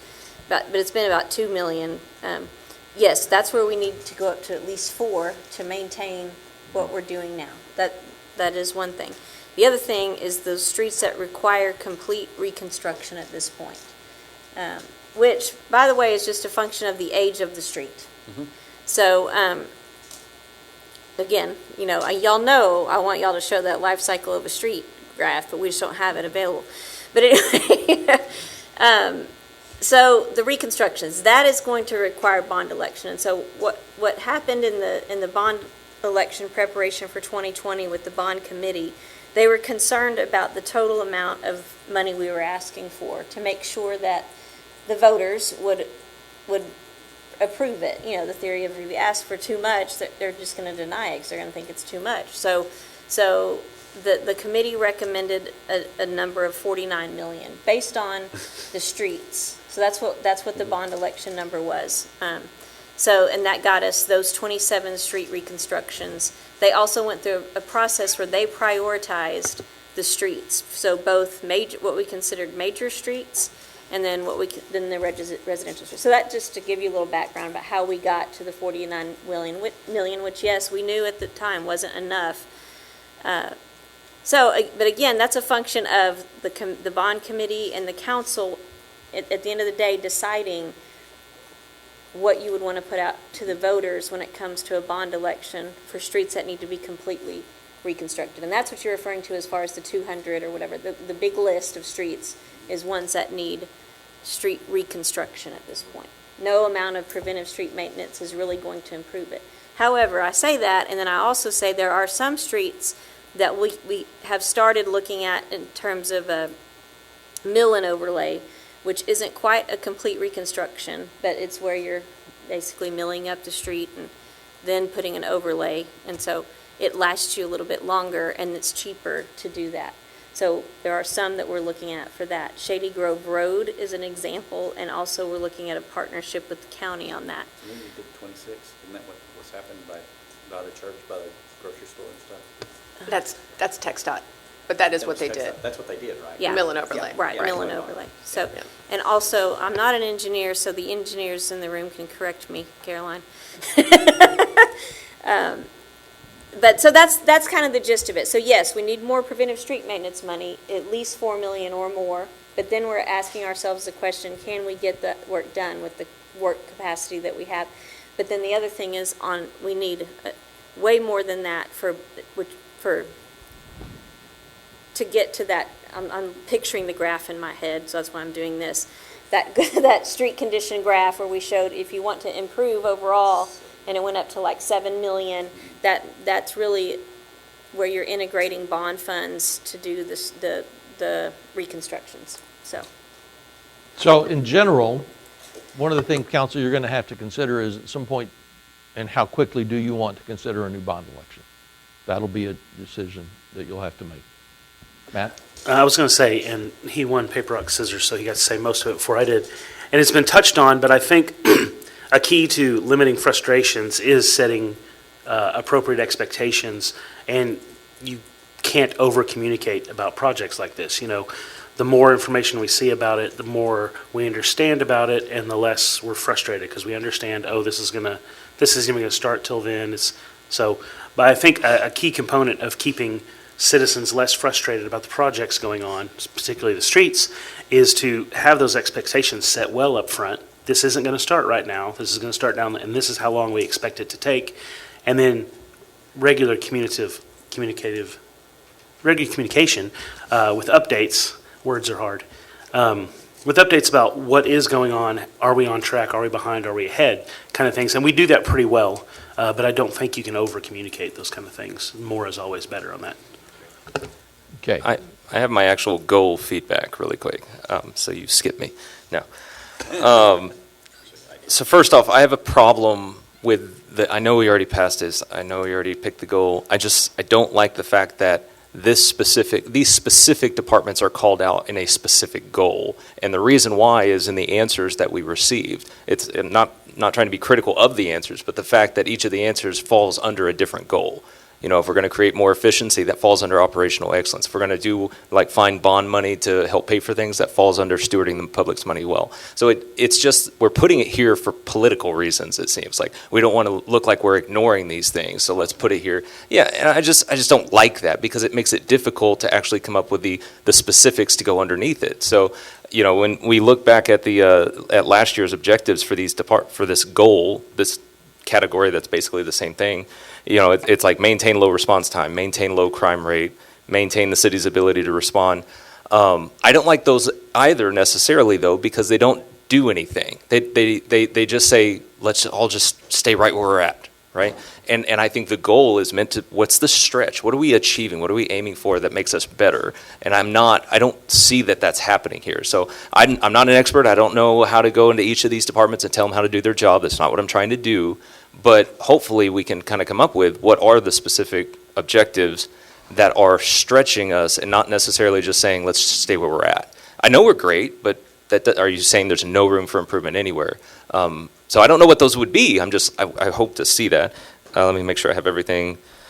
Yeah, that's pretty good. So I just don't like the goal. If we got rid of the goal together, I'd be happy. One thing I would say to that also, public safety and security is a huge topic, and infrastructure is a huge topic, and we put them both under the same thing.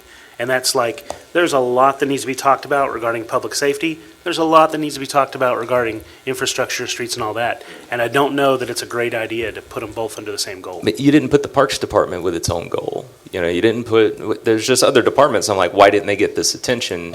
And I get why we did it, but I just don't like that we did it. All right, so let me offer, because there's a couple of mixed places in here. One is, do you to the point you're saying, these technically fall under everything else. You're exactly right, they do. Now, part of this is an internal document to go, how do you focus yourselves, right? What do you focus on? Some goals are also become an external document. And the external communication becomes part of how you communicate to residents that the specific issues they said were important are being addressed. For example, I heard in the survey, I heard from most of all of you, we need more police officers. Now, that's not telling you something you didn't know, right? But to have people tell us we need more police officers, how important is it to you that they begin to see quickly that we need, okay, we're addressing we heard you, police officers, boom. So that's one question. So that's one level of that. By the way, I can argue both sides, but that's sort of the background. Now, beyond that, Matt, what you're saying is theoretically there's enough there that these could become two goals. You could split them out, right? Because safety and security, there's enough there to make it a goal. Infrastructure, there's enough there to make it a goal. So the objectives are going to fall and the priorities are going to fall where they fall. But now this becomes a kind of a directional piece. You can fold them back in and we have 6. We can fold them, we can split them out. We can take the 2 things that you've done, split them out, and we can have 8. pros and cons of both of those, right? Council, what are you thinking? Or we can leave them together. I mean, those are kind of the three choices. Well, okay, just, By the way, the staff's going to do the same work either way. right, just to clear, yeah. Okay, that just sums up what I was going to say. No, okay, so safety, security, and infrastructure. In my mind, there's a good reason to have those all in the same goal, because that's more than just political, that people have to see the word safety and security on your stated goals. And that is because all of that leads into into each other. So, somebody said earlier, and you're not wrong, that we've kind of operated in silos, and one of my major goals is to break those, and this is one of the reasons why. People need to understand that when we're saying safety and security, we're not just talking about police and fire. We are also talking about infrastructure, and when we say infrastructure, and it's a lot, I agree with you, there's a lot in that goal, but we're talking about water lines, sewer lines, streets, traffic signal light infrastructure, and also, in my mind, our IT infrastructure here at the city. That is a big, so all of those are the same category. And so that's work we're doing internally too, is to shift all of our thinking into all of that plays in, and every department kind of plays into safety and security at the end of the day, because, so that's a reason for that. But I do think it is important for the public, so when Randy was saying internal and external document, when the public sees your goals, if they don't see, similar to if they don't see steward the public's money well, if they don't see safety and security, they're going to think we don't care that we're safe. We know that you care. We know that that's top priority. And like Randy said, that work is going to get done anyway. But the public needs to see it, so that's all. Yeah, I agree. I mean, Blake's, 100% right. I mean, all of us can be rolled into something else, but I think it's perception-wise. I mean, people care about taxes, they care about being safe, and, we've got to call that out. And this is a document not just for us, but it's for our citizens too, and they have to see that that's a priority of ours. Any other comments? Just from a standpoint of the whole idea, infrastructure and how I view IT, and to me, it always had its own initiative. I called these initiatives at this level. I didn't call them goals when I would go through my process. Making an infrastructure that is intuitive and friendly to plug into was always a separate deal. Just because I had to make sure that my efficiencies were always driven off the IT platforms. I mean, I got things going from that standpoint on. So I looked at that first and then said, how can I drive? Yes. Did it speak to the other pieces? Yes, it did. They actually had to speak to that one and say, how are you going to utilize that platform or that infrastructure platform in order to do business easier, to save money, to reduce headcount, to create a self-service platform. So I did look at that one as a separate one, just generally speaking, just because that's how I drove everything. It's hard. This is not an exact science, so it is hard to sometimes pull these and be as articulate as you need to be. One question that's sitting on the floor that has not been answered is, of those 3 concentric circles that you bring on fast, cheap, and better, you only get 2 of those all the time, no matter what you want. That's right. Faster was never the best answer. Faster was always the one that needed to be gone, unless I was up against a deadline of a start of a school year. I'm going to use that because that's my life, right? And so if I had to have something, and it was normally what y'all brought up earlier, regulatory in nature, that said, I have to have this done by the beginning of the school year, it didn't really matter how much it cost because the cost of not being compliant meant I wasn't doing business in a state. And that would have been a big financial personal hit at the time for me, because I would not have been able to do work there. So the role faster, to me, only always plays in when it's regulatory or bound by law or a lawsuit or something that I've been made to do, then I spend too much money to get the same thing done that I could spend time to get done, so. Or Bedford Dealers. No, that's obviously something different. I mean, technically, if you wanted to bring these into 4 buckets, it's be safe and secure, treat residents and businesses well, treat our people well, be a great place to work, and use our money well. That's it. Yeah. Now, on the other hand, if you went out with these are the 4 principles that we're going to build everything under, how we're going to do that, there's some things that you don't see out of that. And so that's where that internal, That's external. meaningless to everyone except who's right here sitting here right now. Right. And you don't I want to think- be there. I think, this is fine if we want to keep it, maybe broaden the definition. Maybe this is the way it was intended to be originally. But if we can apply improved safety, security, and infrastructure to the HR department, and we can apply it to the Parks Department, what does it mean to them to do that? Then I'm more receptive to the idea. I just want to make sure that each department or that the goals that are the objectives that go underneath the goal or something that matters to them. Right? And I think, by the way, that is a great call out, because on the IT side, security is a whole different thing. On the HR side, security around data is a big deal. Yeah, OSHA. And OSHA and all that. Infrastructure could be slides and bathrooms at NRH2O. It could be gym equipment at the center.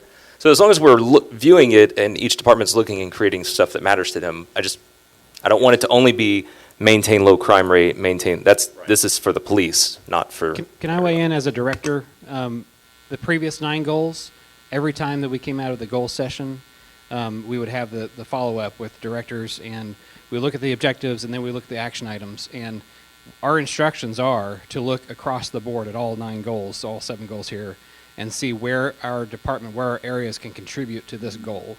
So when you think about development and development services, I was naturally looking at safety and security, as well as development, redevelopment, revitalization, as well as sense of community. So all these different goals, we're looking at, okay, how can we contribute to these different goals? So we are going to be looking at that, So for the- sure. So you're saying Blake's concerns have already been socialized?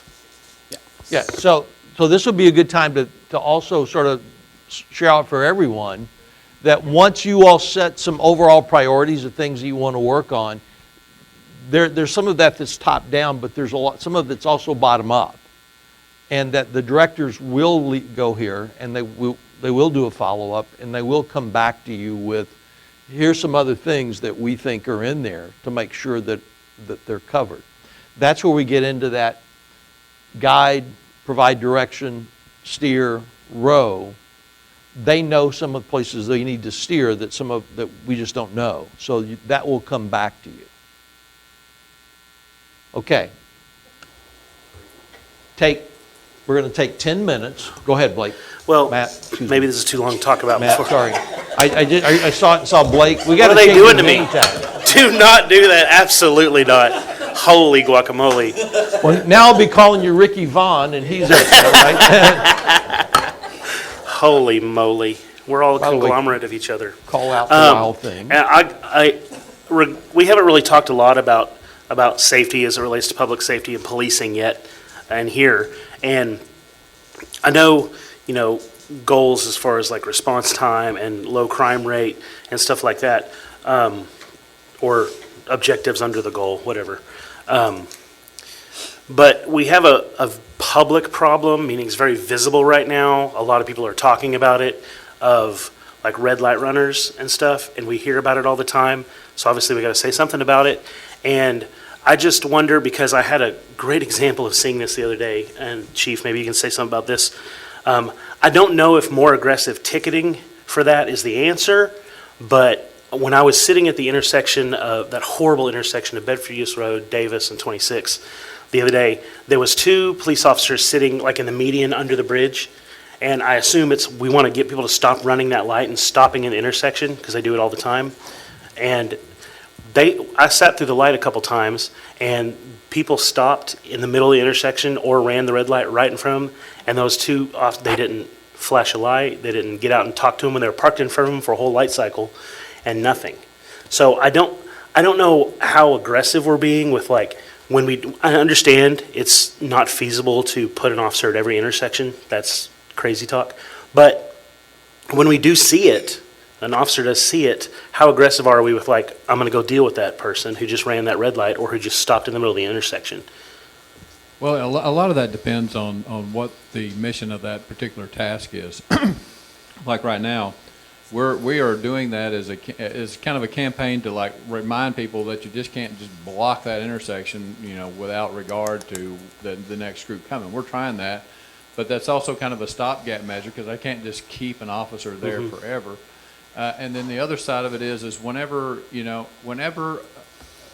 on running red lights specifically, the officer, to make a court stand up, a ticket stand up in court, he has got to see the red light red, he has got to see the person run the red light, and then he has got to run the red light as well to go get them. And that's really kind of the downside to when we got rid of the red light cameras, because it was a really a low cost reminder. Quite frankly, I got to pay 2 of them thanks to my wife. But Wow. the concept was, yes, not me. I knew where they were. But the concept on there is citing for red lights is not a particularly easy task, and it can be quite a dangerous task. And then the other side of it is those officers, they had a specific mission there of what they were doing, and if they lose kind of track of the big picture of what they're doing, it can cause, we could get them hurt, quite frankly. Can we delete everything he just said? All right, let's stop. We're going to take 10 minutes. When we come back in 10 minutes, all of the Post-it notes are going to be on the wall. And in 10 minutes when we come back, I'll have a task for you to work on just as council. And I will give you those instructions when you come back from break. Here's the way this will work. We're going to start around. We're going to go through, just take a look at high, medium, and low. And then council, I again want to kind of remind us all. This becomes the starting point for staff will look at this. They will add other things to it. I promise they will, because they're already adding things as part of their budget, things that they're working on that fall into that. You will get them back on, here's what the high, medium, and low priorities are. By the way, all these will come with a cost, and they'll share that back with you in the budget to say, to do all these things, here's what we're looking at. Now, staff, along the way, as we go through this, it's important that you add. I mean, I think you've heard very clearly, this council says it's okay to push back. So if you hear something and go, it sounds good, we can never do that right now. Please tell us. Okay, say it now. Don't wait until budget and go, yeah, we'll do it. It costs $27 million. Fair enough? So we're going to start over here, and I'm just going to go around the room.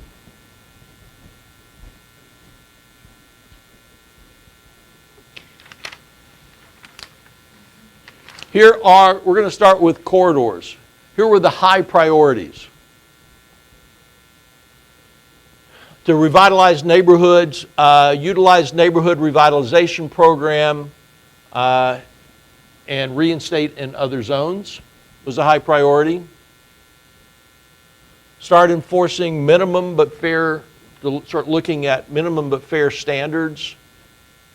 So rethinking standards. Enhance easy streets. Actually promote the available programs, both residentially and commercially. Those were the 3 high priorities. Medium priorities. Proactively create incentives for desired users, like developers, commercial, so forth. Consider and review development zones to ensure realistic, achievable standards. So development zones and sort of focus, this is what Craig got into, we want to prioritize those. And low is create an open for business campaign and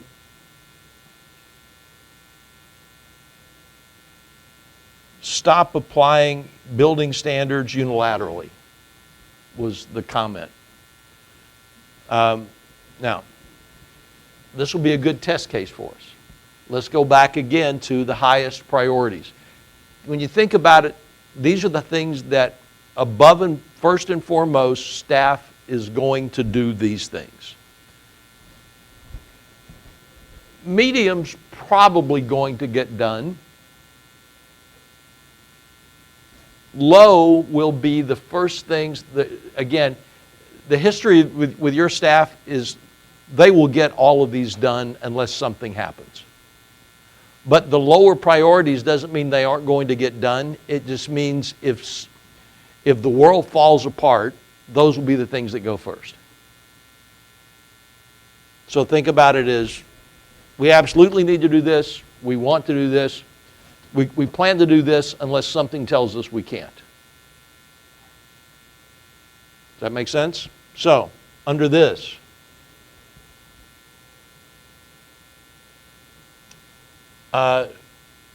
neighborhood revitalization program, updating it and revising, high priority. Yes? Enhance the Easy Streets program for the commercial side, high priority. Okay? Promote the available residential programs and available commercial programs. Send it out, make sure that people know what's available out there. What's the difference between that and the bottom priority? Create the Open for Business campaign. Yeah, what's the difference between the two? It's a great question. How do you see the difference? Read the first one again. I think it's the same thing. You probably just post it over the other one and call it the same thing. Because it is the same thing. One is the name and one is the what it does, maybe. Well, one of them says promote available commercial programs, and the other one says promote available residential programs. And this actually is really more of a marketing communication campaign that says, hey, we're open for business. It's sort of a special things other than just promoting it. Yeah, I like both of the programs being a high priority, and the promotion of it just seems to be an outgrowth of that. Yeah, I agree. I think is that okay with everybody? Sort of mediums were look at incentive packages for developers and create and review development zones. I think that incentive package needs to be up higher. I mean, if we're looking to, drive that. This is the Target restaurant thing, or is that what we're talking about? Yeah. I agree. High priority. Proactive Across incentives. Proactive rather than waiting for them to say, hey, I've got something that might be interested, what can you do? Right. I think it once again falls under kind of the business programs and incentives we have, but expanding those as well. Got it. And then development zones to ensure achievable standards. Is that part of Easy Street? Not exactly. That's more like when we're talking about in some parts of town, you can't give 15 feet of landscaping between the parking lot and you can't do that. So I guess you could incorporate it into Easy Street, right, for easier implementation, you think?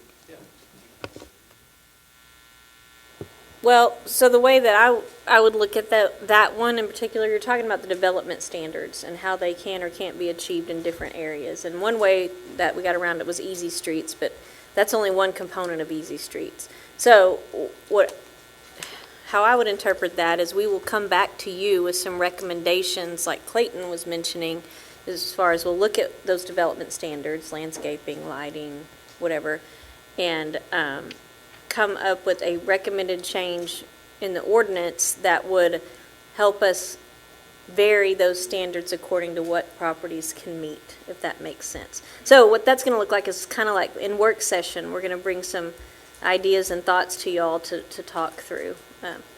So it is, to me, different than expanding Easy Streets, because that's a different thing, but yeah. Medium. Yeah, medium. And then the last one was, look at code violations at repeat code violations more than kind of the one-off individuals, and then stop applying building standards unilaterally. Well, okay, I need some clarification on the building standards thing. I think you're talking again about development standards. Right. Because building codes is what we think of a lot as, when you say building standards, we're thinking building codes, which is, we have to apply them unilaterally. That's not, I mean, okay, there's nuance to that, but that's not, so I think I'm wanting clarification, you're talking really about those development standards, right? Yeah, that is coming out of that group. That is what we talked about, is Okay. having different considerations for different parts of town with Okay. different kind of constraint-based. So that's similar to those other. That kind of goes And the into code the other enforcement one. thing So was a that separate becomes, those piece. both become mediums? Yeah. That's what I was Okay. saying. And then the code enforcement would be separate, and I think that's one that, honestly, through our new code compliance court, we call it so many different things. Administrative court, code compliance court, we're achieving that more. So I feel like that's something we already do, unless there's something you can specify to me that you don't think we're doing that. Is this, I thought someone only goes to the court if they've kind of been in the process a long time and we're not making progress with them. No, not necessarily. It can be one, it can be that, but it's oftentimes used for those cases.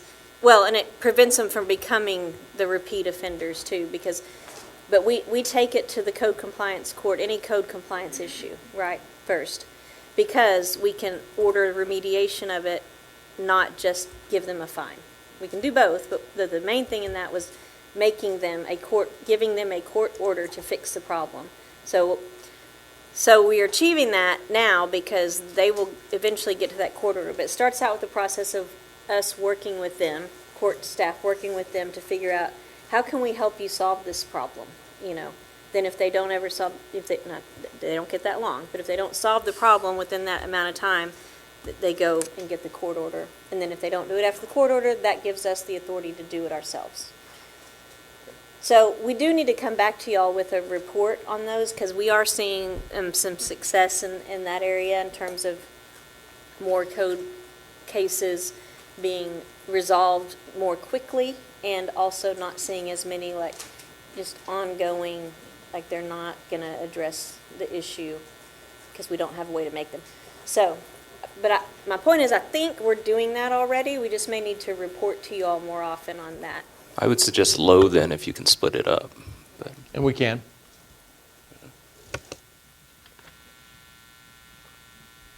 Operational excellence. Some things they wanted to start is, one, again, throughout the organization, define expectations. And what does excellent look like? What are the expectations around that?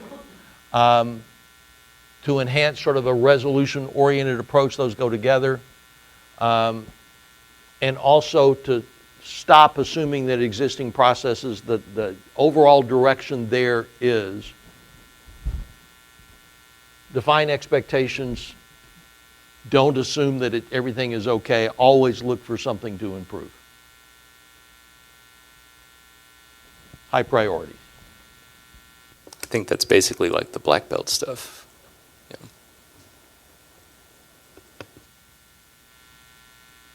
And then provide training and measurement tracking for part of that, which when you think about it, this all sort of falls under Plan, Do, Check, Act, right?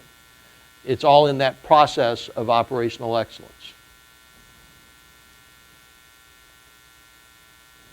So is it safe to say that that is a high priority for the entire organization, Council? Good. I wanted to see heads nodding, because otherwise we'd have to go back to another, we got to revisit some things. Also, part of this also goes back to the mindset of using best use of resource to optimize everything that we do, that becomes the mindset. So here's the example. Several years ago, I worked with the group who manages facilities for big box retailers. So it's Best Buy, Costco, Walmart, all those guys. They manage all the facilities. I'm talking to the guy who's head of facilities at Walmart, and I asked him, how's your year going? And his comment was, it's a tough year. And I said, really, what's going on? He said, we've got to reduce our cost this year by 10% for facilities cost. I said, wow, what's next year looking like? And he said, it's going to be a tough year. I'm going to have to reduce my cost next year by 10%. So I'm starting to pick up a trend. And I said, just out of curiosity, how was last year? It was a tough year. I was tasked with reducing my cost by 10%. And I said, so am I getting a trend there? And he said, yes, every year my goal is 10% reduction in cost per store. Now, I don't always achieve that. Some days we do good. He said, but the goal is always the same. That's a mindset issue that pervades that organization. Even to the extent that the conference where they were, everybody else was staying in a convention hotel. Walmart was staying at the Marriott Courtyard down the street, 2 to a room. What's that? Sam Walton would be happy. So it's that mindset. So those are all kind of high priorities for you, right, council?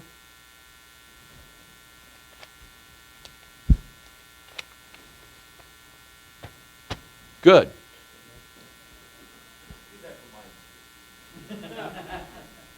So easier to do business with. Breaking down silos was a high priorities. Looking at overall eliminating burdensome regulations and be looking at process change in every department. Really quick, it's not just burdensome, what was it? What's the Or other one? outdated. Outdated, yeah. So just because we were doing things this way, let's make sure we're revising that and adjusting our processes. Those are all high priorities. Council? Yes? Good. Mediums? An incentive program for savings resource production. So an incentive program for staff, right, to incentivize cost reduction. That sounds easy. It's more challenging than you think in this environment. I'm not sure.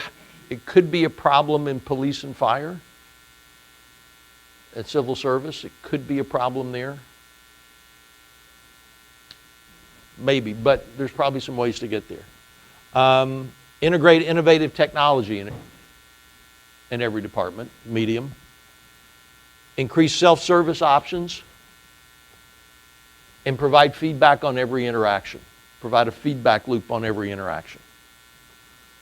Those were sort of medium priorities. I would clarify too, it's not do this, but consider integrating innovative technologies, like continually looking for those things.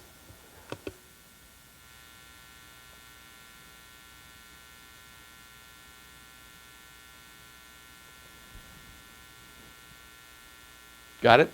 Everybody okay with that? Those as mediums? Some of this goes into the mindset piece, so there's a rollover there. How do you all feel about an incentive program as a medium level priority?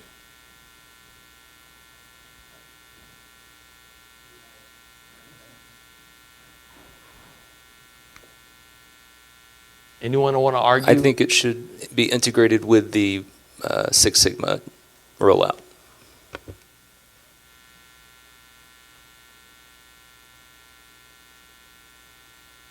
Anyone else? That is a really hard one to answer, just because from a cultural perspective, you're starting, and I just want to say that I'm sure everybody was thinking that way, but now you're going to standardize the idea of thinking that way, okay? So that's two different things versus people being cognizant of, oh, I'm going to make sure I'm doing this versus this is culturally who we are from a standards perspective, right? It is hard to define compensation programs or incentive programs around that until you've really been doing it for a little while. And then you say, I have got my lasso around the chaos of everything that's been going on. I've grouped everything into where I'm thinking, in a new way of thinking, and then now I'm going to figure out how to incentivize it, which is kind of that next step. Right. I would only say it's medium, just not because from a urgency or priority perspective, just from an implementation perspective, it's a step. and having the idea of what I'm going to do as a next step. And you'll Just find how this I when look you at get it, into so. process change. The first thing they tell you is document your existing process. Right. And in some cases, we've done that. In some cases, we haven't. But it's hard to incentivize if I don't know what it is. I would say too, the recognition is not going to be as hard as an incentive program. And I'm looking for ways that we can get down into the hourly employees or whatnot. I mean, even the example earlier about aerating the golf, like if one of the employees had said, hey, why don't we do this? And we're like, oh, wow, that's actually going to save us this much money. It could be recognition for that guy way down on the bottom of the totem pole. So that's the mindset stuff I'm looking for. And by the way, I love recognition, those type of incentive programs. Here's the hard part. It's not that you can't overcome it. It's just in a private sector world, I can incent something. I can give somebody that saves me $10,000, I can write him a check for $2,000 or her a check for $2,000. In a public sector, in civil service, sometimes they go, okay, we're not allowed to do that because step pays are by step, and there might or might not be easy. It's harder to get around that sometimes. Yes?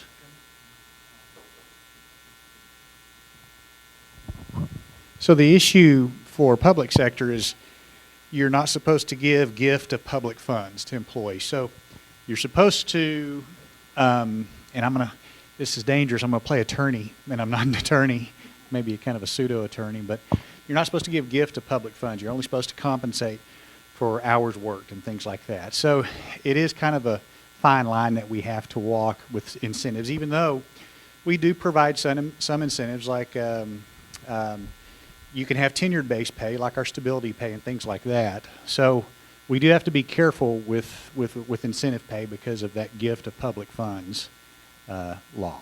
So. Right.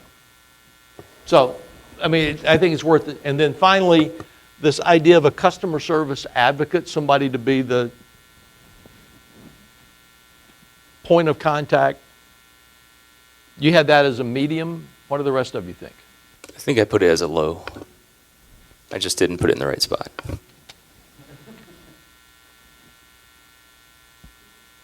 Anyone disagree with that? Good. Being a good steward of the public, of the money. Look at financial policies and practices based on best practices, continue to evaluate those, was a high. A long-term financial strategy for capital needs, which looks at debt versus pay-as-you-go. Cash flow management. Targeted efficiency audit. And stop treating compliance as mission accomplished, which is sort of that, again, that mindset piece that covers everything. But if you look at those other things, cash flow management, audit, strategy for debt versus pay-as-you-go, and continuing to look at financial policies and practices regarding best practice. Those are all high priorities.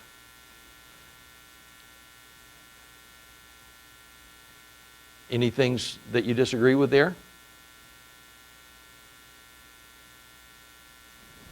Okay. Mediums were, by the way, there were no low priorities around using money, which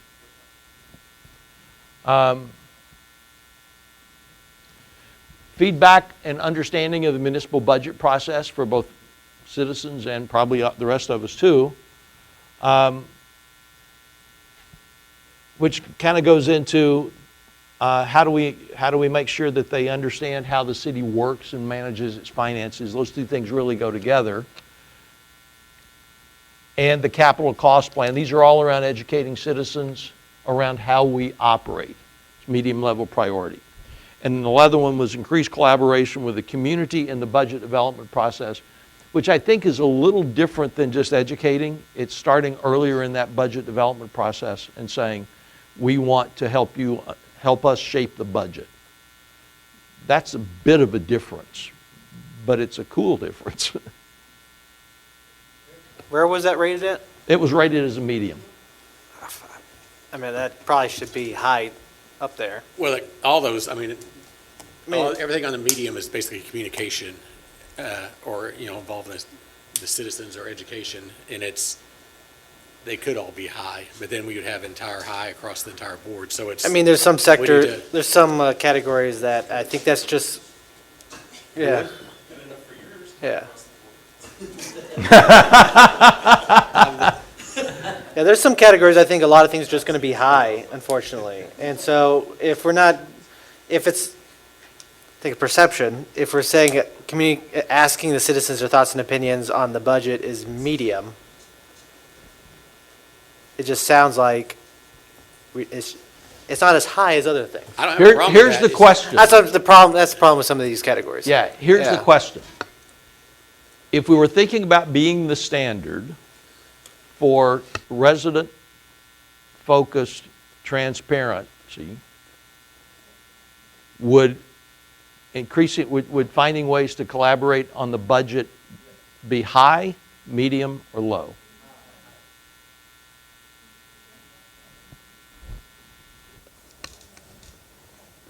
But it'd be high on the paper over here,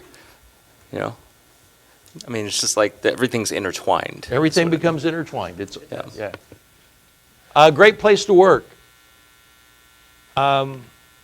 Increasing our external communication around education.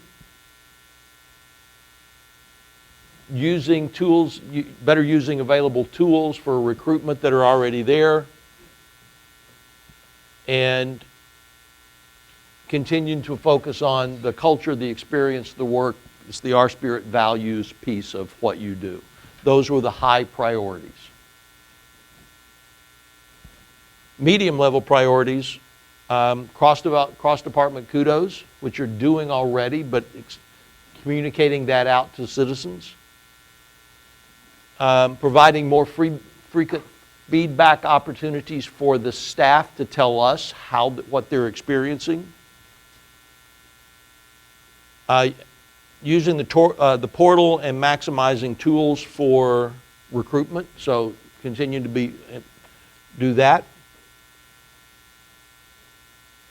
Doing a better job of marketing ourselves so that people want to come to work here, and some sort of feedback, which is really part of feedback opportunity, a feedback mechanism on the culture and working here. So those were the medium priorities.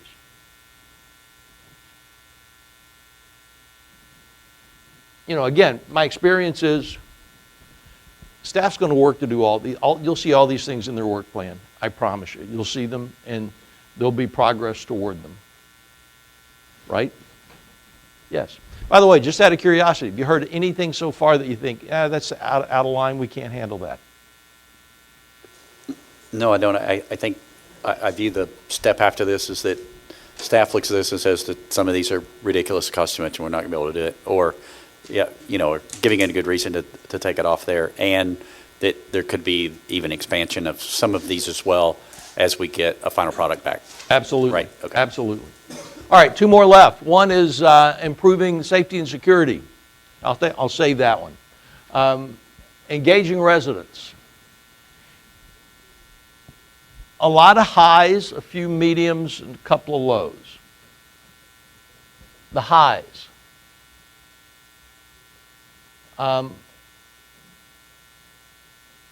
Really is about rolling out and maximizing communication around events, promotions, implement NRH TX app. It's that communication portal to residents. which is about the city app there. Using all channels on events.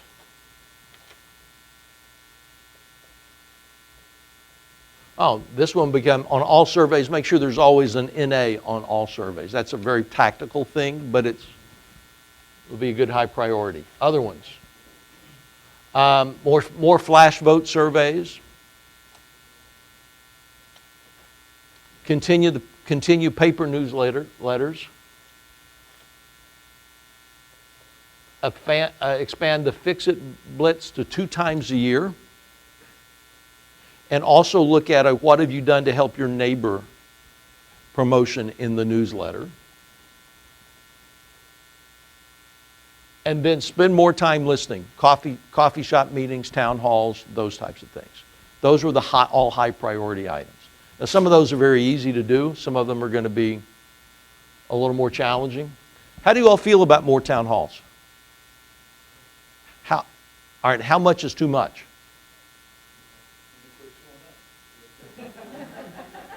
Okay. It's a good metric. Well, it's a good metric. We haven't done them in the past, so we're going to have to take, I mean, it may be we schedule one a month, and we may see we don't get any, feedback after the second one or third one, and we have to adjust it. About the coffee shop meetings, I know of a city kind of on the Dallas side that the mayor did coffee shop meetings every week.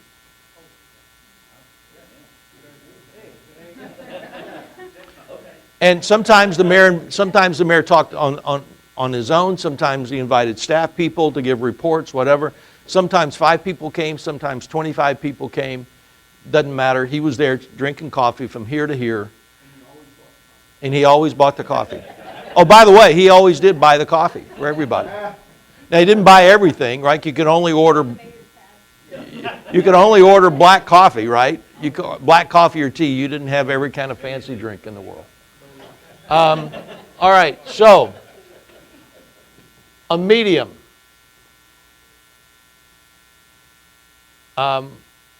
Continue and expand the in-person engagement with HOAs, community groups, and what have you. Examine and encourage. That's the neighbor-to-neighbor piece. Streaming all boards and commission meetings. That's a medium. What do you all think?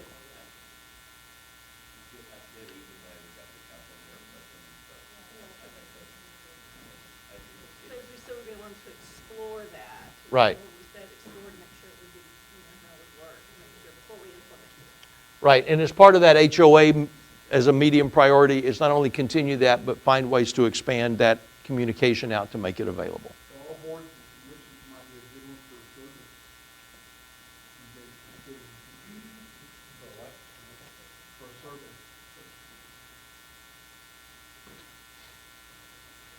And so part of this also engagement was the kind of knowing your neighbor is part of it, and an option to look for options to opt out of the printed newsletter.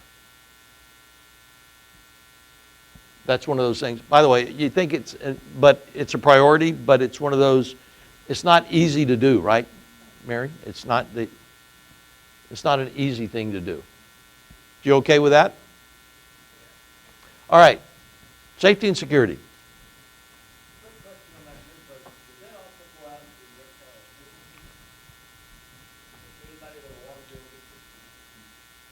Anybody with an address gets it.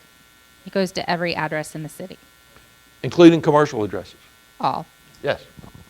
All right. On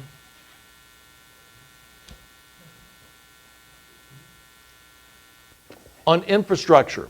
Randy, I'm leaving, just letting you know. It's not you, it's me. Yeah.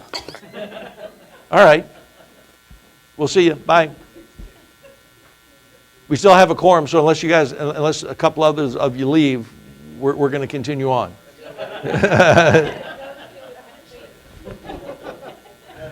I got 10 minutes. I'm moving through pretty quick. All right. Improve continual long-range planning for infrastructure was a high priority. Continue involvement in NEFTA. Continue staff training. Continue to partner with agencies that share infrastructure and especially around traffic signals, et cetera. Enhance response times. Make PD more visible on recruiting efforts. Continue the community outreach programs.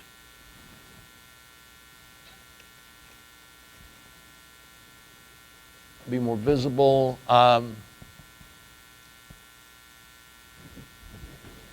Make sure we have preventative maintenance built in and grants through funding opportunities associated with that. That's all the big high priority goals. For medium, enhance programs on education.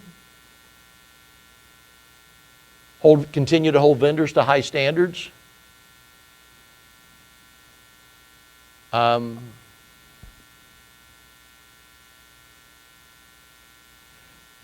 Look at the strategy for traffic signals to make sure that we're staying ahead and make sure that we're getting good flow there. Continue training with local partners like BISD on active shooter drills. You didn't talk about resource officers.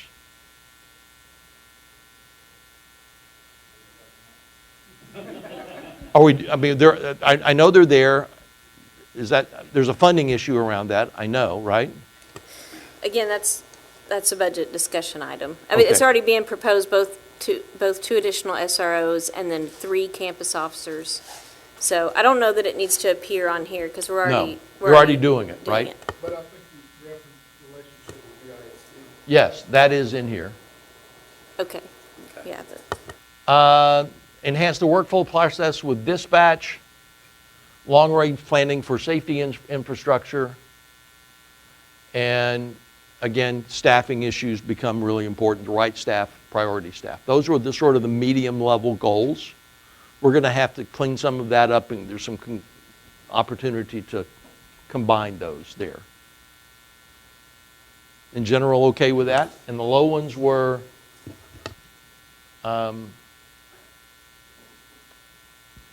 for maintenance standard reviews for prevention efforts. So look at the prevention review effort. That became a lower priority for standards, for maintenance standards. That seems like it could go into some of these others to me, but what do you all think? Could go into roll into some of the others? Matt, are you? Okay. I'm going to put it up here with education. There we go. That's where it would belong. It's a medium. It really is part of. We're already doing it. Yeah, it's something that you're already doing. It's something, it's something that you're already doing and you are continuing to do, and it really is part of that education process. It's just a piece of that. All right.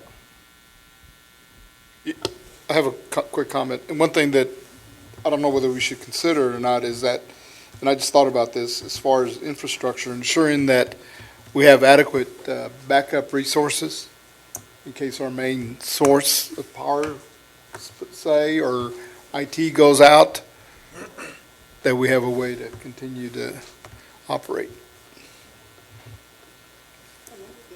And I think Okay, yes, we do have an EOC. yeah, but I'm talking more But, generators. Yes, and- yeah, and so I guess so at this point, I think what Randy mentioned earlier, so we'll take these back, and there's some specific things that the tasks kind of associated with these, some of which we're already working on, which that's one of them. That's why I'm saying it in this regard. We already have a lot of generators on order, and we're already putting those things in place. So there's that. But there are a lot of these things too that they should be on there and they should be as high priority. But also we're already working on several things directed at those. So when we come back to you, we're going to have a session like Clayton said, where it's just staff, and this time we'll probably bring in Randy to help us through it, but where we're going to, internally, these are the things that relate to these that we're already doing, and then you'll come back and you'll see those. Does that make sense? Specific tasks that relate to those. And then also in the budget document, we'll relate those. It won't be as specific this year just because it's all going to be a little bit new, but we'll relate any proposal that we're making in the budget to one of these goals or objectives to point out this is how we think we're achieving that. So, does that make sense? Yeah, and I'm going to ask this because Blake Vaughn would, and since I'm a Blake also. What, at which point do we get the information, what metric are we using to see success on these? Yeah, so that's probably just going to have to be an ongoing discussion, and I know that was part of what we were supposed to maybe tackle today. I think we're running out of time, and I think people are running out of mental capacity. So I look at it two ways. We do already have performance measures in the budget. We haven't really utilized those effectively. I'll just say it that way. In preparation for next budget year, we want to make sure we've identified those metrics with the council of what's important in each of these areas, and so they will begin to show up in FY26 budget document, if that makes sense. And so I just ask for a little time on that, because in order to get meaningful metrics, it can't be a hurried discussion. And I think we need to have the benefit of some of this, the Lean Six Sigma process improvement training that we're gonna go through. So having said that, I think what I'd like to ask for is that we kind of get through this proposed budget process, or this budget process, knowing that these things are in the works, and that we will be, after you adopt this budget, just because, again, that resources issue, time, people, and money, right now, pretty much all of our efforts are directed into getting that proposed budget done. So having said that, it would be after the budget's adopted, we'd come back and start working specifically on the metrics that you would want to see. In the meantime, we're working on the tasks too, so you can have some context to what the metrics might be. So we'll get, this is what we're going to do, this is how we're going to do it. Later on, we're going to tell you how we'll measure that. Right. Okay. Right. Yeah, so continue to go back. Today's really been about, and yesterday's really been about direction setting. That's direction setting. When we start looking at steering, some of that comes from the staff then coming back up to you and saying, these are things, these are priorities, these are other things that we have in process. This is where we think we need to go, and you have a chance to look at that and come back to it. And then as they start driving the boat, one of the other pieces is they have to implement the work plan and have the metrics that you can track to say, are we on track or not? So again, if you think about today, yesterday, here's where we are. Staff wants to come back to you and say, this is where we're already headed. And again, this would be a little different if we were doing this in January, February, as opposed to today, because we're trying to overlay things in a compressed time period. Right. So this is something of an aberration, I think, how it ought to go. And then some of that driving the things.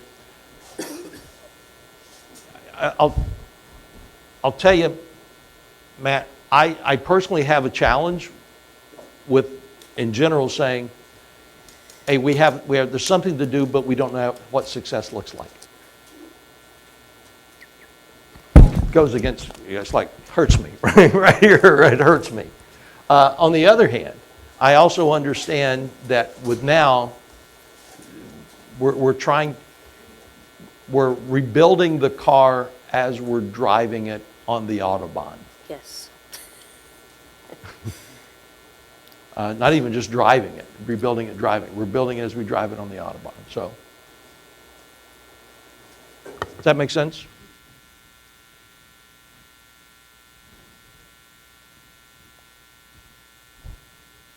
I actually thought this piece was going to be a bigger deal. Didn't you, Mayor? I'm not sure that it is at this point. Except to say,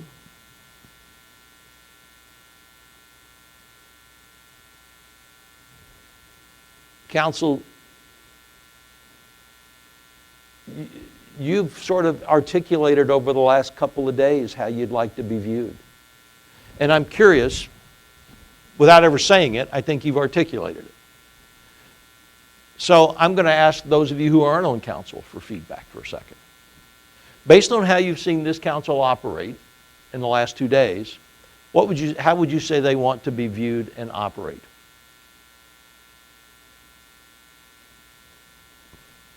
You know, that's a good question. I think it's clear to me that you know, the kind of communication that Paula talked about, that we're already having internally, those hard conversations.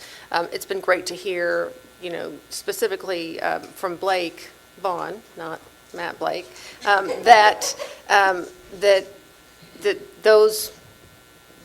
you're open to those same conversations. You want honest feedback. You don't just want to hear what we think you want to hear. You want this to be open, candid, and productive. I would say I'm piggybacking on what Caroline said, is that you understand that you know that you've got subject matter experts in the department. So having that conversation going back and forth and that you welcome that, it's good to know.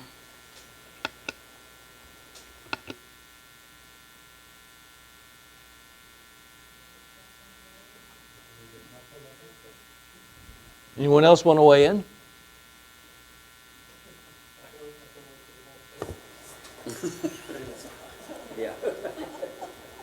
So, for me, what's been important is and Susie was talking to me about it this morning, is that, like Caroline said, it's honest conversation, but it's also respecting other people's opinions, even if you disagree, even if you know you're not really on the same page with it.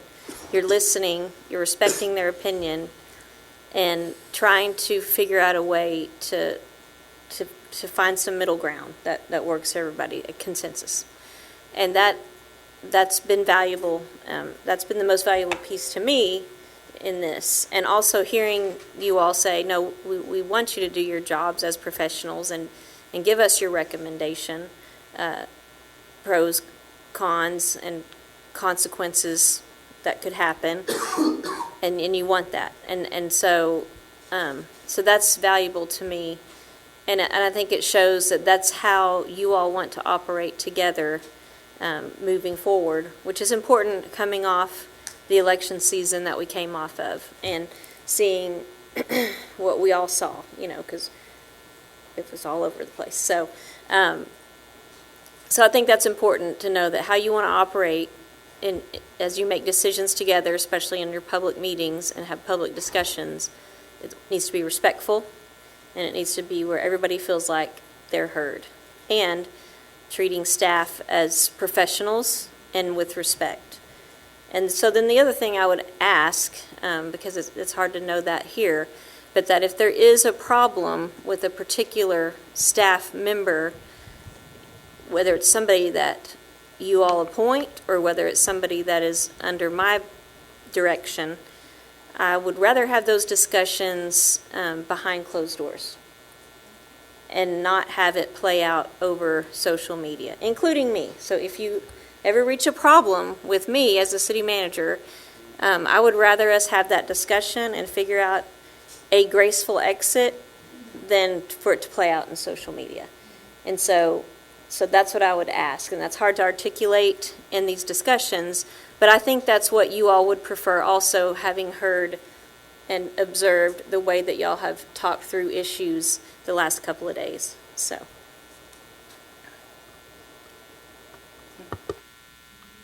council, let me ask you, you've heard some ideas on, is what you heard consistent with what you would have hoped to have heard?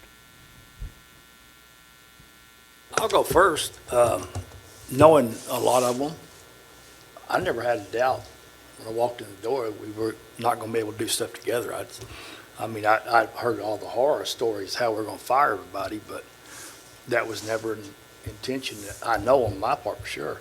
So I was, when it's all said and done, I'm excited to work with them because I know most of them, and I've had the opportunity to know some for years, some better than others. I know the quality of people we have in this city. I had no doubt in my mind about them. We have tweaks like everybody else does, but I don't consider that a major thing to me. Unfortunately, elections have consequences, and because of that, things are said, right, wrong, or indifferent, and mostly in this situation was wrong. But, I think this has been a good session, and I think it's been a good time for them to get to know that, hey, we're not here to cut anybody out. We're just here to work together and the city's at this level, we're going to try to get at this level. And that's sort of my mindset on it. Good. What do you think, Kelvin? Or Matt? It's right here, Matt. Well, he was reaching for his too. Oh, so go. No. I got this. I really appreciate how cooperative and positive everything has been, and how, most of you folks, a few of you I've known, but most of you folks I met in the last month, and you have not only been welcoming but understanding that. I mean, Ricky's new on council, but I'm very new to all of this stuff. And you have shown me grace, you've shown me understanding, you've been helpful, informative, and it's incredibly appreciated. And we can't do our jobs without staff. Like, we're not experts in all the things you guys are experts in. There's a lot of experts in this room. And we rely on you heavily, and I hope you know that. And I hope you know that we want to work with you and have a good outcome for everybody. No one in this room is against anyone else in this room. And I think it's important to remember we're all on the same team. We're all setting the same goals. And I just really appreciate how fun and welcoming and positive people have been, especially in the last couple of days. Good. Calvin? So from a council's perspective, I think we're doing great. As far as, we all have one goal. Piggyback of what Paulette said, I think that, online presence, we need to make sure we have we're building the city up. We're not trying to tear it down. We need to feel like that, hey, we can disagree with each other and not necessarily know that, we're going to go online after the meeting and get ripped up because, hey, we didn't agree on one certain particular issue or something like that. But I think that'll all come with time. So, and as far as staffing wise, worked with the staff for several years now, and, it's fantastic. I appreciate everybody's hard work and feedback and expertise. So they're doing a great job. Good. Susie? This has been 2 really great days, and I've been in a lot of meetings like this, city council, school district, and I think Jack might agree with me. A lot of this planning here is very similar to what we did in the school district, and coming to consensus and knowing that we're all on the same page. And I hope that staff knows that it's not a council against staff, it's in it together. And that, I keep thinking about the word standard that we were talking about today, the standard. We do have the standard when it comes to our city staff, and I believe that. And as a council, one of our jobs, unwritten rule there, is to go out there and promote that to people that we talk to, that we have a staff that really works hard, that feels that they may not live in North Richland Hills, but they work in North Richland Hills, and they spend a great portion of their time here, and that they truly believe in this city, every piece of it. So this has been very pleasurable, very good, and I'm just very pleased. Good. Tito, what do you think? Well, just like Susie and Kelvin, I've been on council for a few years, so we already understood and knew the quality of and caliber of staff and directors that we have, and so I'm very appreciative of all they do every day for our community, and I continue to look forward to work with them, and I'm continue to look forward to work with our new council members, and we got to remember that we're here for the success of our community and our city, You know, we represent 70-plus thousand people in our city, and it's important that they feel safe and secure and that we continue to make this a great city to live, work, and play. And to piggyback a little bit on what Paulette and Kelvin said about social media is, you know, I hate to see all the negative social media comments. You know, we talk about the city's image and attracting quality employees and skilled employees and businesses and investors.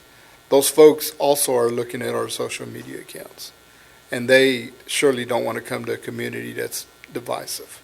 So I encourage us to work together for the success and to be unified. So thank you. Good. What do you think? Just consistent with how you would want to be viewed, Ricky?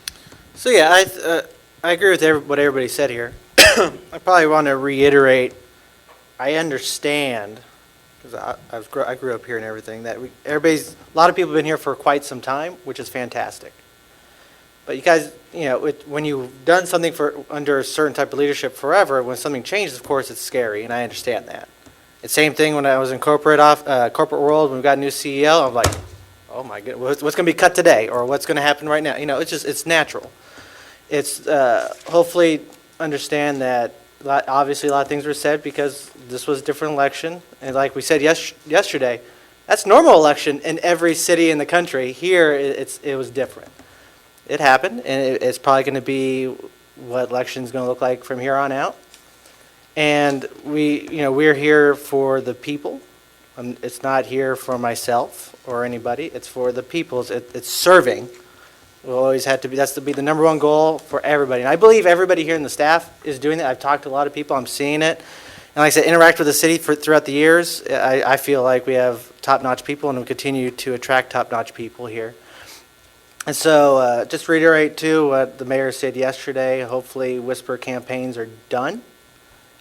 But if you guys have any comments, questions, concerns, I don't know how the layer of leadership should go, but don't say bureaucracy.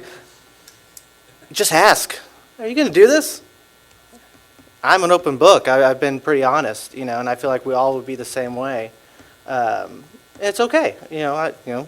I'm going to have questions, and when you get elected, you learn too. Like you're not the expert, and you have to delegate.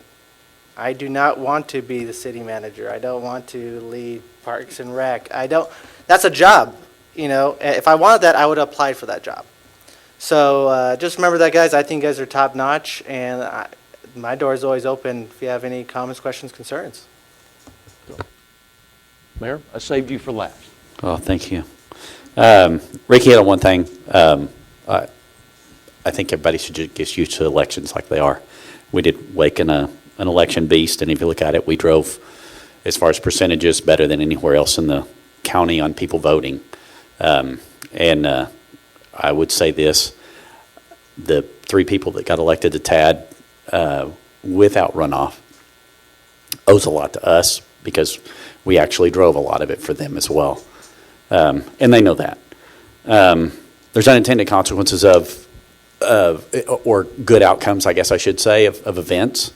I think the best event or the best outcome or work product of today and yesterday was people getting more comfortable with us and us with them. Just because the idea that we're kind of together and we're not separated, and that there's not really a different view.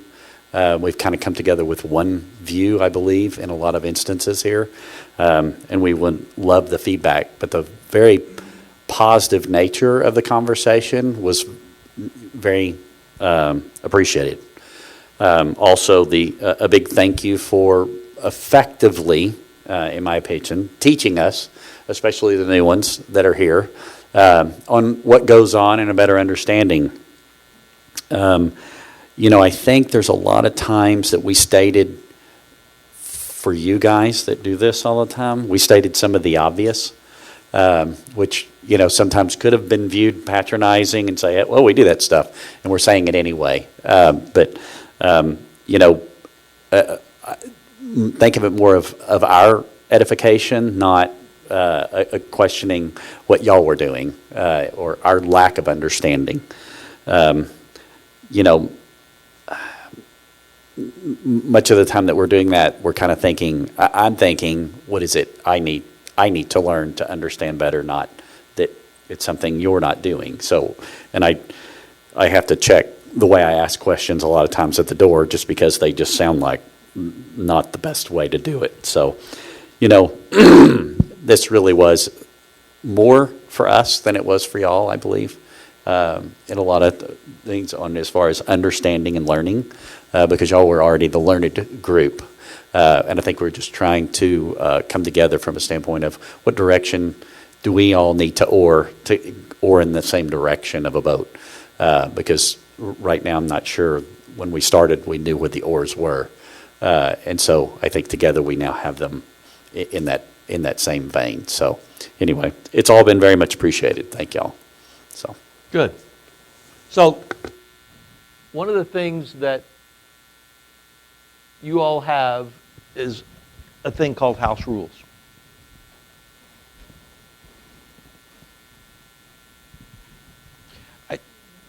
Some councils call these house rules. I guess you could call them standard rules now, if you wanted. You know, very often councils, when we come to these, we review the house rules. I'm going to suggest that you've all seen these before, right? And if you look at it, there's a lot of just good common sense: be in the sandbox, do your homework, support council decisions, consider what's best, be truthful, focus on vision, goals, and targets, be open, agree to disagree, debate pending issues in the council environment. That's really important. Treat others with respect. Allow, all those things are there. When you look at them, do they all sort of go back to my dad's test, do those make sense? Then I'm going to suggest then that you live with these for a few months before you try to change them. And I go back to, I told you about my wife. Every organization has a culture. Every family has a culture. We all have ways of doing things. When my wife and I were, we'd been dating, we were gotten engaged, I was going to her family's house for Thanksgiving for the first time. I didn't know what to expect. And I walked in, and it was like amazing. They all sat at one long table. They ate off like regular dishes, like china. They had, people sat there for like 2 hours and had conversation. As compared to me, it was like try not to spill stuff off the paper plate from the kitchen to watch the ball game. And I was like, wow, this is amazing. In fact, we were going to my parents' house for Christmas. I called my mom when we got home, and I said, hey, look, I just let you know, you got to step it up for Christmas. And she did, she understood. But I mean, so my wife could have told me that this is what, but there were things that I had to sit with and learn with in that process. And it's sort of the same way here. We learn how to deal with that. So, I mean, if you all can understand sort of in general, this is all how I've seen you operate, then look at these again later on. Is that fair?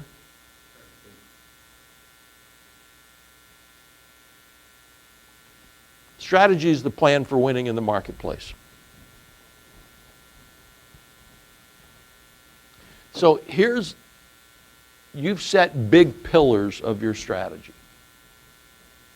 Revitalize corridors, drive operational excellence, be easier to do business with, be a good steward of the public's money, be a great place to work, improve safety and infrastructure and security, engage residents. Those are the big strategy pillars, if you will, that move you toward your vision of being the standard.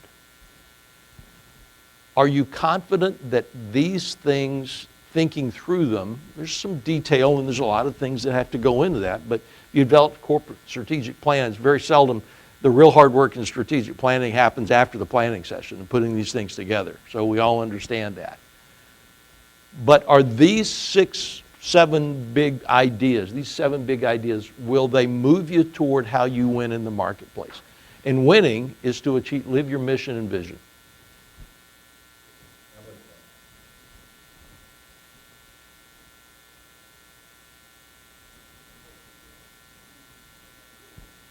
By the way, I have to show that photo cost me a boatload, folks.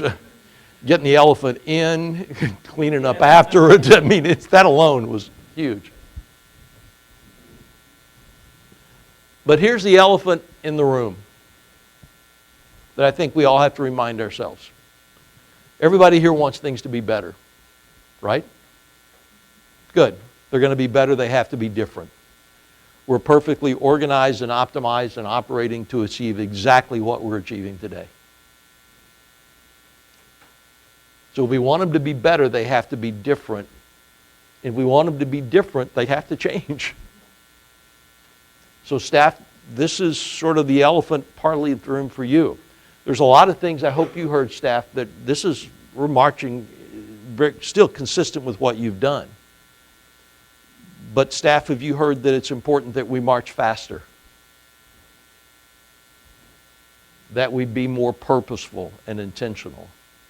That we take, by the way, I know you treat residents well here, but they're asking you to do it more.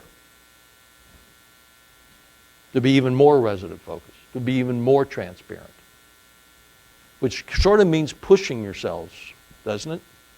To constantly ask, kind of, what else could I do? What's next that I need to do?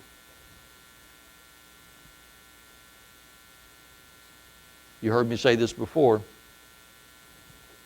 Change and transformation don't fail because of faulty management. It fails because of faulty leadership. Do you sense that we've laid a foundation in the last 2 days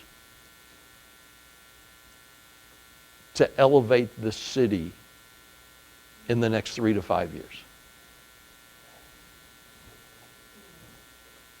Good. I need a new battery here. We started with deliverables, I think those. We started with this, and I told you I was going to end with it, then I'm done.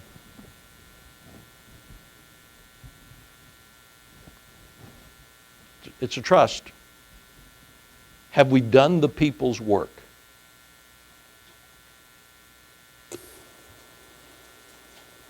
Good. I appreciate it. Mayor? Just our final housekeeping. Again, thank y'all, everybody, for doing this. This was great. I certainly have learned a lot. Public comments, though, of an opportunity for citizens to address the City Council on matters which is scheduled on this agenda, excuse me, for consideration by the City Council, but not scheduled as a public hearing. In order to address the City Council during public comments, a public meeting appearance card must have been completed and presented to the City Secretary prior to the start of the council meeting. Alicia, do I have anyone signed up? No, Mayor. Having said that, this meeting is adjourned at 3:24. Thank y'all.